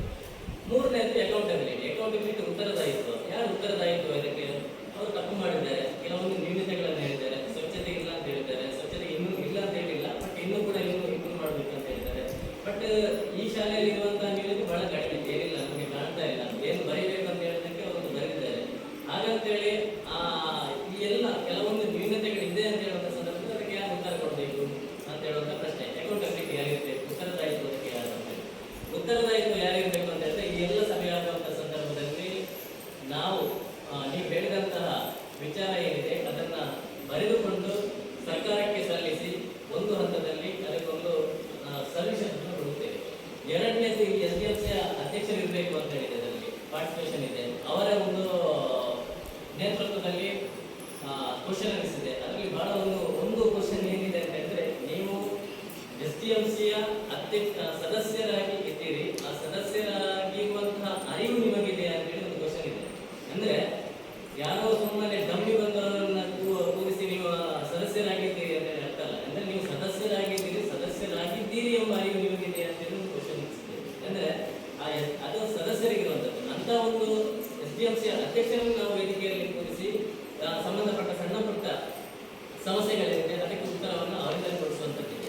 ಮೂರನೇದು ನಮ್ಮ ಮುಖ್ಯ ಶಿಕ್ಷಕರು ಕೂಡ ವೇದಿಕೆಯಲ್ಲಿದ್ದಾರೆ. ಒಂದು ಶಾಲೆಯನ್ನ ಮುಂದುವರಿಸುವುದು ಅಥವಾ ಶಿಕ್ಷಕಿಯರ ಮೇಲ್ವಿಚಾರಣೆ ಅಥವಾ ಅವರ ಒಂದು ರೆಸ್ಪಾನ್ಸಿಬಿಲಿಟಿ ನಮ್ಮ ಮುಖ್ಯ ಶಿಕ್ಷಕರು. ಅವರದ್ದು ಏನು ಸಮಸ್ಯೆ ಇದೆ ಅಥವಾ ಪಾಠ ಸರಿ ಆಗ್ತಾ ಇಲ್ಲ, ಪಠ್ಯೇತರ ಚಟುವಟಿಕೆ ಆಗ್ತಾ ಇಲ್ಲ, ಅಲ್ಲಿ ಏನಾದರೂ ನ್ಯೂನತೆ ಅಂದ್ರೆ ಅದಕ್ಕೆ ಅಕೌಂಟಬಿಲಿಟಿ, ಅದಕ್ಕೆ ಉತ್ತರ ಕೊಡುವಂಥದ್ದು ಅವರಿದ್ದಾರೆ. ಅದು ಈ ಸಭೆಯಲ್ಲಿ ಸಣ್ಣ ಪುಟ್ಟ ವ್ಯವಸ್ಥೆಗಳನ್ನ ನಿವಾರಣೆಗಿರುವಂಥದ್ದು ವ್ಯವಸ್ಥೆ. ಆದ್ದರಿಂದ ದೊಡ್ಡ ಸಮಸ್ಯೆ ಏನಿದೆ ಅದನ್ನು ನಾವು ನಿರ್ಣಯದ ಮುಖಾಂತರ ಸರ್ಕಾರಕ್ಕೆ ಸಲ್ಲಿಸ್ತೇವೆ. ಬಹುಶಃ ಇಲ್ಲಿ ಕೊಠಡಿಗಳ ಅವಶ್ಯಕತೆ ಇಲ್ಲ, ನೀರಿನ ಅವಶ್ಯಕತೆ ಕಾಣಲಿಲ್ಲ, ವಿದ್ಯುತ್ತಿನ ಅವಶ್ಯಕತೆ ಇಲ್ಲ. ಅದರ ಜೊತೆಯಲ್ಲಿ ಮೂಲಭೂತವಾಗಿ ಬಹಳ ದೊಡ್ಡ ವ್ಯವಸ್ಥೆ ಇರುವಂಥದ್ದು ಏನಿದೆ ಅದು ಯಾವುದು ಕೂಡ ನ್ಯೂನತೆಗಳು ಇಲ್ಲಿ ಕಂಡು ಬಂದಿರುವುದಿಲ್ಲ. ನಮ್ಮ ಸುನಿಲ್ ಅವರು ಬಹಳ ಒಂದು ಕ್ವಶನ್ ಕೇಳಿದ್ರು, ಅದಕ್ಕೆ ಚರ್ಚೆಗೆ ರೂಪ ಕೊಡುವುದಿಲ್ಲ. ನನ್ನ ಏನಂತಂದ್ರೆ ಸರ್ಕಾರದ ಗೈಡ್ಲೈನ್ಸ್ ಏನಿದೆ ಮೊಟ್ಟೆಯ ಬಗ್ಗೆ ಇರುವಂಥದ್ದವರ ಆಲೋಚನೆ ಇರುತ್ತೆ, ಖಂಡಿತವಾಗಿ ಒಪ್ಪುವಂಥದ್ದು. ಹಾಗಂತೇಳಿ ನಾನು ಅಫಿಷಿಯಲ್ ಆಗಿ ಸರ್ಕಾರದ ನೀತಿ ನಿಯಮಗಳನ್ನು ಈ ವೇದಿಕೆಯಲ್ಲಿ ನಿಂತುಕೊಂಡು ಅದನ್ನು ವಿರೋಧಿಸಲಿಕ್ಕೆ ಆಗುತ್ತಿಲ್ಲ. ಆದರೆ ಸರ್ಕಾರದ ಯಾಕೆ ನನ್ನ ಮೊಟ್ಟೆಯನ್ನ ಒಬ್ಬ ನೋಡಲ್ ಅಧಿಕಾರಿ ಮತ್ತು ಈ ಸಭೆ ಅಧ್ಯಕ್ಷತೆಯಾಗಿ ನಾನು ಇದೊಂದು ಏನು ಕ್ಲಾರಿಫಿಕೇಶನ್ ಕೊಡಬೇಕಂತ ಹೇಳಿದ್ರೆ, ಮಾಲ್ ನ್ಯೂಟ್ರಿಷನ್ ಅಥವಾ ನ್ಯೂಟ್ರಿಷನ್ ಕೊರತೆಯಿಂದಾಗಿ ಭಾರತದ ಇಡೀ ಸರ್ವೆ ಮಾಡಿದಾಗ ಫೆಬ್ರವರಿಯಲ್ಲಿ 2025 ಲೇಟೆಸ್ಟ್ ಸರ್ವೆಯನ್ನು ಹೇಳ್ತಿದ್ದು, ಮಾಲ್ ನ್ಯೂಟ್ರಿಷನ್ ಅಲ್ಲಿ ಅಥವಾ ಪೌಷ್ಟಿಕಾಂಶದ ಕೊರತೆಯಿಂದ ಬಳಲುತ್ತಿರುವ ರಾಜ್ಯಗಳಲ್ಲಿ ಕರ್ನಾಟಕ 9ನೇ ಸ್ಥಾನದಲ್ಲಿದೆ. ಅಂಡರ್ ವೆಯ್ಟ್ ಅಥವಾ ತೂಕ ರಹಿತ ಅಥವಾ ತೂಕ ಕಡಿಮೆ ಇರುವಂತಹ ಮಕ್ಕಳ ಇದರಲ್ಲಿ ರ್ಯಾಂಕ್ ಅಲ್ಲಿ ನಮ್ಮ ಇಡೀ ಇಂಡಿಯಾದಲ್ಲಿ ಕರ್ನಾಟಕದ ರ್ಯಾಂಕ್ ಅದರಲ್ಲಿ 10ನೇ ರ್ಯಾಂಕ್ ಬಂದಿದೆ. 9 ಅಥವಾ 10 ಇದೆಲ್ಲ ವಿಚಾರ ಯಾಕೆ ಇದೆ ಅಂತ ಹೇಳಿದ್ರೆ, ಈಗ ಹಿಂದಿನ ಕಾಲಕ್ಕೂ ಈಗಿನ ಕಾಲಕ್ಕೂ ವ್ಯತ್ಯಾಸ ಇದೆ. ಹಿಂದೆ ನಾವು ಕೂಡ ಶಾಲೆಗೆ ಹೋಗುವಂತ ಸಂದರ್ಭದಲ್ಲಿ ಮಾಲ್ ನ್ಯೂಟ್ರಿಷನ್ ಅನ್ನ ಅಥವಾ ಹಸಿದ ಹೊಟ್ಟೆಯಲ್ಲಿ ಹೋದ ಮಕ್ಕಳನ್ನ ಕೂಡ ನಾವು ನಮ್ಮ ಕಾಲದಲ್ಲಿ ಆ ಟೈಮಲ್ಲಿ ನಾವು ನೋಡಿದ್ದೇವೆ. ಆದರೆ ಈಗಿನ ಬದಲಾದ ಭಾರತದಲ್ಲಿ ಅಂತ ಒಂದು ಪರಿಸ್ಥಿತಿ ಬರಬಾರ್ದು ಅಂತೇಳಿ ಅದು ಮುಖ್ಯವಾಗಿ ಇಡೀ UN ಇರ್ಬೋದು, ಯುನೈಟೆಡ್ ನೇಷನ್ ಆರ್ಗನೈಸೇಷನ್ ಇರ್ಬೋದು, ಯಾವ್ಯಾವ ದೇಶದಲ್ಲಿ ಎಷ್ಟಿಷ್ಟು ಮಕ್ಕಳು ಯಾವ ಪ್ರಾಯದಲ್ಲಿ ಅಪೌಷ್ಟಿಕ ಆಹಾರದಿಂದ ಇದು ಅವರ ದೇಹ ಬಳಲ್ತಿದೆ ಎನ್ನುವುದರ ಬಗ್ಗೆ ಸರ್ವೆ ಮಾಡಿದಾಗ ಅದರಲ್ಲಿ ಕೂಡ ಇಂಡಿಯಾ ಬಹಳ ಹಿಂದೆ ಪೂರ್ ಇದೆ. ಅದರಲ್ಲಿ ಒರಿಸ್ಸಾ ಇರ್ಬೋದು, ಅಸ್ಸಾಂ ಇರ್ಬೋದು, ಇಲ್ಲಿ ನ್ಯಾಷನಲ್ ಲೆವೆಲ್ ನಾವು ಕಂಪೇರ್ ಮಾಡುವಾಗ ಆ ಒಂದು ಸ್ಟೇಟ್ಗಳು ಬಹಳ ಎತ್ತರದ ಸ್ಥಾನದಲ್ಲಿದೆ. ಬಟ್ ನಮ್ಮ ಕರ್ನಾಟಕಕ್ಕೆ ಬಂದಾಗ 9 ಮತ್ತು 10ನೇ ಅಂಡರ್ ವೆಯ್ಟ್ ಮತ್ತು ಮಾಲ್ ನ್ಯೂಟ್ರಿಷನ್ ಅಲ್ಲಿ 9 ಮತ್ತು 10ನೇ ಸ್ಥಾನದಲ್ಲಿದೆ. ಇದಕ್ಕೆ ಸರ್ಕಾರ ಏನ್ ಮಾಡ್ತದೆ ಅಂದ್ರೆ, ಕಳೆದ ವರ್ಷ Azim Premji foundation charitable foundation 1,000 ಕೋಟಿ ರೂಪಾಯಿ ಈ ಮೊಟ್ಟೆಗಾಗಿ ಅವರು ಮೀಸಲಿಟ್ಟಿದ್ದಾರೆ. ಸರ್ ಹೇಳಿದ್ರು 5 ರೂಪಾಯಿ 20 ಪೈಸೆ ಸಿಗ್ತದೆ ಅಂತ ಹೇಳಿ. ಅದರಲ್ಲಿ ಪುನಃ ಎಷ್ಟು ಸಿಗ್ತದೆ ನೀವು ಅದನ್ನು ಹೇಳಿಲ್ಲ. ಸ್ಟವ್ಗೆ, ಗ್ಯಾಸಿಗೆ, ಅವರಿಗೆ ಬೇಯಿಸಿದಕ್ಕೆ ಅದಕ್ಕೆಲ್ಲ ಸ್ವಲ್ಪ ಸ್ವಲ್ಪ ಬರ್ತದೆ. ಅದಕ್ಕೆ ಪರವಾಗಿಲ್ಲ. ಅದು ಎರಡು ಕಡೆ ಅವಕಾಶ ಗ್ಯಾಸಿಗೆ ತರಕಾರಿಗಳಿಗೆ ಇದ್ರೆ ಇದಕ್ಕೆ ಇದ್ರದ್ದು ಅಡಿಕ್ಟಿವ್ ಬೇರೆ ಉಂಟು. ಒಟ್ಟು ಟೋಟಲ್ ಆಗಿ ನಿಮಗೆ ಕೂಡ ಅದು ವರ್ಕೌಟ್ ಆಗ್ತದೆ. ಯಾಕಂದ್ರೆ 7 ರೂಪಾಯಿಯಲ್ಲಿ ಮಾರ್ಕೆಟ್ ಅಲ್ಲಿ ಇದ್ದು 6 ರೂಪಾಯಿ ನಮಗೆ ಇಲ್ಲಿ ಅದಕ್ಕೆ ಬೇರೆ ಮಾಡಲಿಕ್ಕೆ ಒಂದು ಸ್ವಲ್ಪ ಮಟ್ಟಿನ ಅವಕಾಶ ಬರ್ತದೆ. ಆದರೆ ನಾವು ಅದರ ಬಗ್ಗೆ ಡಿಸ್ಕಷನ್ ಇಲ್ಲ. ಆದರೆ ಮೊಟ್ಟೆನೇ ಯಾಕೆ ಕೊಡಬೇಕು ಅಂತ ಹೇಳೋದಕ್ಕೆ ಸುಮ್ಮನೆ ಸಣ್ಣ ಒಂದು ಕ್ಲಾರಿಫಿಕೇಶನ್. ಅದರಲ್ಲಿ ಇರುವಂತಹ ವೈಟ್ ಏನಿದೆ, ಮೊಟ್ಟೆಯ ಒಳಗಡೆ ಇರುವಂತಹ ವೈಟ್ ನಮಗೆ ಪ್ರೋಟೀನ್ ಅಲ್ಲಿ ಕೊಡ್ತಾರೆ. ಯೋಗ ಅಂತ ಹೇಳ್ತಾರೆ, ಅದರಲ್ಲಿ ಹಳದಿ ನಮ್ಮ GPP ಅಲ್ವಾ? ಎಸ್, ಒಳಗಡೆ ಯೋಗಲ್ ಏನಿದೆ, ಪ್ರೋಟೀನ್ ಇದೆ, ವಿಟಮಿನ್ ಇದೆ, ಫ್ಯಾಟ್ ಇದೆ, ಮಿನರಲ್ಸ್ ಇದೆ, ವೈಟ್ ಎಲ್ಲದಲ್ಲಿ ಪ್ರೋಟೀನ್ಸ್ ಇದೆ. 3 ಅಂಶ ಅದರಲ್ಲಿ ಬರ್ತದೆ. ಪ್ರೋಟೀನ್ ಇರುವುದು ವೈಟ್ ಅಲ್ಲಿ ಬರ್ತದೆ. ಪ್ರೋಟೀನ್ ಇದೆಲ್ಲ ನಾವು ಸೇರಿಸುವಾಗ ಈ ಅಂಶ ಮಕ್ಕಳಿಗೆ ಮಾಲ್ ನ್ಯೂಟ್ರಿಷನ್ ಕಡಿಮೆ ಮಾಡಲಿಕ್ಕೆ ಅಂತೇಳಿ ಅವಕಾಶ ಇರುವಂಥದ್ದು ಮೊಟ್ಟೆಯಲ್ಲಿ ಮಾತ್ರ. 2ನೇ ಅಂಶ ನೀವು ಬಾಳೆಹಣ್ಣು ಹೇಳಿ, ಬಾಳೆಹಣ್ಣು ಮೊಟ್ಟೆಯಷ್ಟು ಈ ಎಲ್ಲ ಅಂಶಗಳನ್ನು ಹೊಂದಿರುವುದಿಲ್ಲ. ಆದ್ದರಿಂದ ಈ ನೀವು ಹೇಳಿರುವಂಥದ್ದು ವೈಜ್ಞಾನಿಕವಾಗಿ ಈಗಿನ ನಾವೆಲ್ಲ ಊರಿನ ಮೊಟ್ಟೆ ತಿಂದು ಬೆಳೆದವರು, ಅದು ಹೇಗಿದೆ ಅಂತ ಹೇಳಿ ನಮ್ಗೆ ಗೊತ್ತಿದೆ. ಬಟ್ ಈಗಿನ ಅದರ ಬಗ್ಗೆ ನಾವು ಮಾತಾಡಲಿಕ್ಕೆ ಬರುವುದಿಲ್ಲ. ಬಟ್ ಈ ಅಪೌಷ್ಟಿಕ ಆಹಾರ ಏನಿದೆ ಅದರ ಕೊರತೆಯಿಂದಾಗಿ ಬಳಲಬಾರದು. ಇಡೀ ನಮ್ಮ ದೇಶದ ಸಂಪತ್ತು ಅಂತ ಹೇಳಿದ್ರೆ ಮಕ್ಕಳು. ಆ ಮಕ್ಕಳ ಆರೋಗ್ಯದಲ್ಲಿ ಏರುಪೇರಾಗಬಾರ್ದು. ಪೌಷ್ಟಿಕ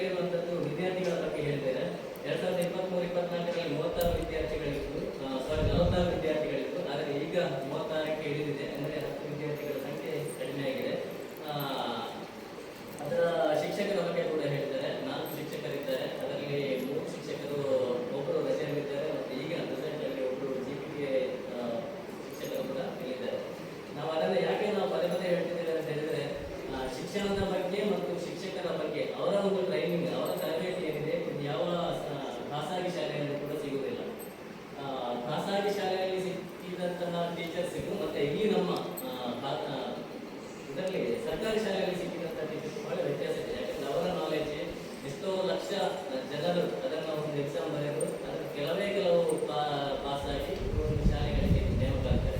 ಅವರಿರುವಂತಹ ನಾಲೆಜ್, ಅವರಿಗಿರುವಂತಹ ಎಕ್ಸ್ಪೀರಿಯನ್ಸ್ ಖಂಡಿತ ಖಾಸಗಿ ಶಾಲೆಯಲ್ಲಿ ಸಿಗುವುದಿಲ್ಲ. ಇದರ ಉದ್ದೇಶ ಕೂಡ ಅಷ್ಟೇ. ಅದು ಹರೀಶ್ ಅವರು ಬಹಳ ಸ್ಪಷ್ಟವಾಗಿ ಹೇಳಿದ್ರು, ಒಬ್ಬ ವಿದ್ಯಾರ್ಥಿ ಈ ಶಾಲೆಯಿಂದ ಹೊರಗಡೆ ಹೋದಾಗ ಅಥವಾ ಅವನು PUC ಅಥವಾ SSLC ಅವನು ಕಲಿತು ಹೊರಗಡೆ ಬಂದಾಗ ಅವನು ಹೇಗಿರ್ಬೇಕು ಅಂತ ಹೇಳಿದ್ರೆ, ಖಾಸಗಿ ಶಾಲೆಯ ವಿದ್ಯಾರ್ಥಿಗಳಿಗೆ ಇರುವಂತಹ ನಾಲೆಜ್ ಏನಿದೆ, ಜ್ಞಾನ ಏನಿದೆ, ಅದೇ ಮಟ್ಟದ್ದು ಈ ಸರ್ಕಾರಿ ಶಾಲೆಯ ವಿದ್ಯಾರ್ಥಿಗೆ ಇರಬೇಕು ಎನ್ನುವಂಥದ್ದು ಸರ್ಕಾರದ ಈ ಸಮಗ್ರ ಶಿಕ್ಷಣ ಕರ್ನಾಟಕ ಯೋಜನೆ ಏನಿದೆ ಅದರ ಉದ್ದೇಶ. ಬಹುಶಃ ಈ ನಿಟ್ಟಿನಲ್ಲಿ ಈ ಸಾಮಾಜಿಕ ಪರಿಶೋಧನೆ ಕೂಡ ನಡೀತಿದೆ. ಇನ್ನು ಶಾಲಾ ಸುರಕ್ಷತೆ ಬಗ್ಗೆ ಕೂಡ ಒಳ್ಳೆಯ ಒಪಿನಿಯನ್ ಕೊಟ್ಟಿದ್ದಾರೆ. ಇನ್ನು ಶಾಲಾ ಕ್ರೀಡಾ ಚಟುವಟಿಕೆಗಳ ಬಗ್ಗೆ ಅಥವಾ ಪರಿಕರಣ ಏನಿದೆ, ಅದರ ಮೆಟೀರಿಯಲ್ಸ್ ಏನಿದೆ, ಅದರ ಸಪ್ಲೈ ಬಗ್ಗೆ ಕೂಡ ಮಾತಾಡಿದ್ದಾರೆ. ಇನ್ನು ಡಿಜಿಟಲ್ ಲಿಟರಸಿ ಅಥವಾ ಇಲ್ಲಿ ಇರುವಂತಹ ತರಗತಿಯ ಬಗ್ಗೆ ಕಂಪ್ಯೂಟರ್ ಇರ್ಬೋದು, ಅದನ್ನು ಕೂಡ ಸರ್ಕಾರ ಸಪ್ಲೈ ಮಾಡಿದೆ. ಇನ್ನು ಬೇರೆ ಬೇರೆ ವಿಚಾರಗಳ ಸಂಬಂಧಪಟ್ಟಂತೆ ಸಂಪರ್ಕದ ಬಗ್ಗೆ ಅಥವಾ ರಿಕ್ಷಾದ ಬಗ್ಗೆ, ಸಾರಿಗೆ ವ್ಯವಸ್ಥೆ ಬಗ್ಗೆ ಮಾತಾಡಿದ್ದಾರೆ. ಯಾಕಂದರೆ ಹಳ್ಳಿಗಳಲ್ಲಿ ಇನ್ನೊಂದು ಸಮಸ್ಯೆ ಇದೆ. ಆದರೆ ಪ್ರತಿ ಸಲ ಇರುವ ಹಾಗೆ ಕ್ಷೇತ್ರಗಳನ್ನೆಲ್ಲರೂ ಕೂಡ ನೋಟ್ ಮಾಡಿಕೊಂಡು ಸಾರಿಗೆ ವ್ಯವಸ್ಥೆ ಬಗ್ಗೆ, ವಾಹನದ ಬಗ್ಗೆ, ಎರಡನೇದಾಗಿ ಸಿಡಿಲ್ ನಿರೋಧಕದ ಬಗ್ಗೆ ಕೂಡ ನನ್ನ ಆಗಿರುತ್ತೆ, ಅದು ಕೂಡ ನೋಟ್ ಮಾಡ್ಕೊಳ್ಳಿ. ಇದೆರಡು ಮುಖ್ಯವಾದ ವಿಚಾರಗಳಿವೆ ಇರುವಂಥದ್ದು. ಸಿಡಿಲು ನಿರೋಧಕದ ಬಗ್ಗೆ ನಾನು ಕೂಡ ಮಾತಾಡಿದ್ದೇನೆ ನಮ್ಮ ಸದಸ್ಯರು ಕೂಡ. ಇದರಿಂದ ಅವಕಾಶ ಇದೆ.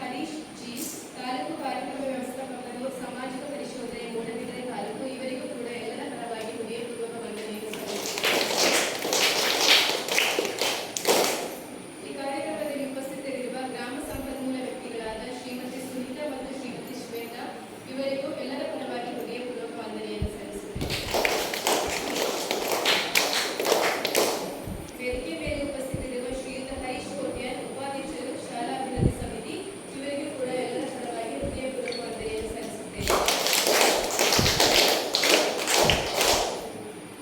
ನಮ್ಮ ಗ್ರಾಮ ಪಂಚಾಯತ್ ಸದಸ್ಯರಾದ ಶ್ರೀಯುತ ಮುನ್ರಾಜ್ ಹೆಗಡೆ ಇವರಿಗೂ ಕೂಡ ಎಲ್ಲರ ಪರವಾಗಿ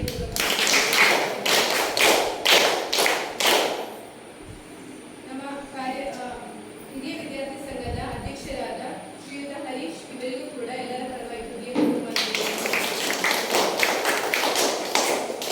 ಶ್ರೀ ಸುನೀಲ್ ಕಣಪಿಲ ಕಾರ್ಯದರ್ಶಿ ಹಿರಿಯ ವಿದ್ಯಾರ್ಥಿ ಸಂಘ ಇವರಿಗೂ ಕೂಡ ಎಲ್ಲರ ಪರವಾಗಿ ನಮ್ಮ ಶಾಲೆಯ ಮುಖ್ಯ ಶಿಕ್ಷಕರಾದ ಶ್ರೀಯುತ ಆನಂದ್ ಸರ್ ಇವರಿಗೂ ಕೂಡ ಎಲ್ಲರ ಪರವಾಗಿ ಇಲ್ಲಿ ಉಪಸ್ಥಿತರಿರುವ ಸರ್ವ ಎಸ್ಡಿಎಂಸಿ ಸದಸ್ಯರಿಗೂ ಎಲ್ಲರ ಪರವಾಗಿ ಹೃದಯಪೂರ್ವಕ ವಂದನೆಯನ್ನು ನಮ್ಮ ಶಾಲೆಯ ಸಹ ಶಿಕ್ಷಕಿಯಾದ ಶ್ರೀಮತಿ ನವ್ಯ ಮ್ಯಾಮ್ ಇವರಿಗೂ ಕೂಡ ಎಲ್ಲರ ಪರವಾಗಿ ನಮ್ಮ ಶಾಲೆಯ ಅಡುಗೆ ಸಿಬ್ಬಂದಿ ಇವರಿಗೂ ಕೂಡ ಹೃದಯಪೂರ್ವಕ ವಂದನೆಗಳು. ಈ ಕಾರ್ಯಕ್ರಮಕ್ಕೆ ಬಿಡುವು ಮಾಡಿಕೊಂಡು ಬಂದ ಎಲ್ಲ ಪೋಷಕರಿಗೂ ಎಲ್ಲರ ಪರವಾಗಿ ಹೃದಯಪೂರ್ವಕ ವಂದನೆಗಳು ಕೊನೆಯದಾಗಿ ಈ ಉಪಸ್ಥಿತಿರುವ ಎಲ್ಲ ವಿದ್ಯಾರ್ಥಿಗಳಿಗೂ ಹೃದಯಪೂರ್ವಕ ವಂದನೆಗಳು. ಅವಕಾಶಕ್ಕಾಗಿ ಧನ್ಯವಾದಗಳು. ಈಗ ಕಾರ್ಯಕ್ರಮದ ಅಂತಿಮ ಘಟ್ಟ ಲಾಸ್ಟ್ ಇದೆ. ಎಲ್ಲರೂ ಎದ್ದು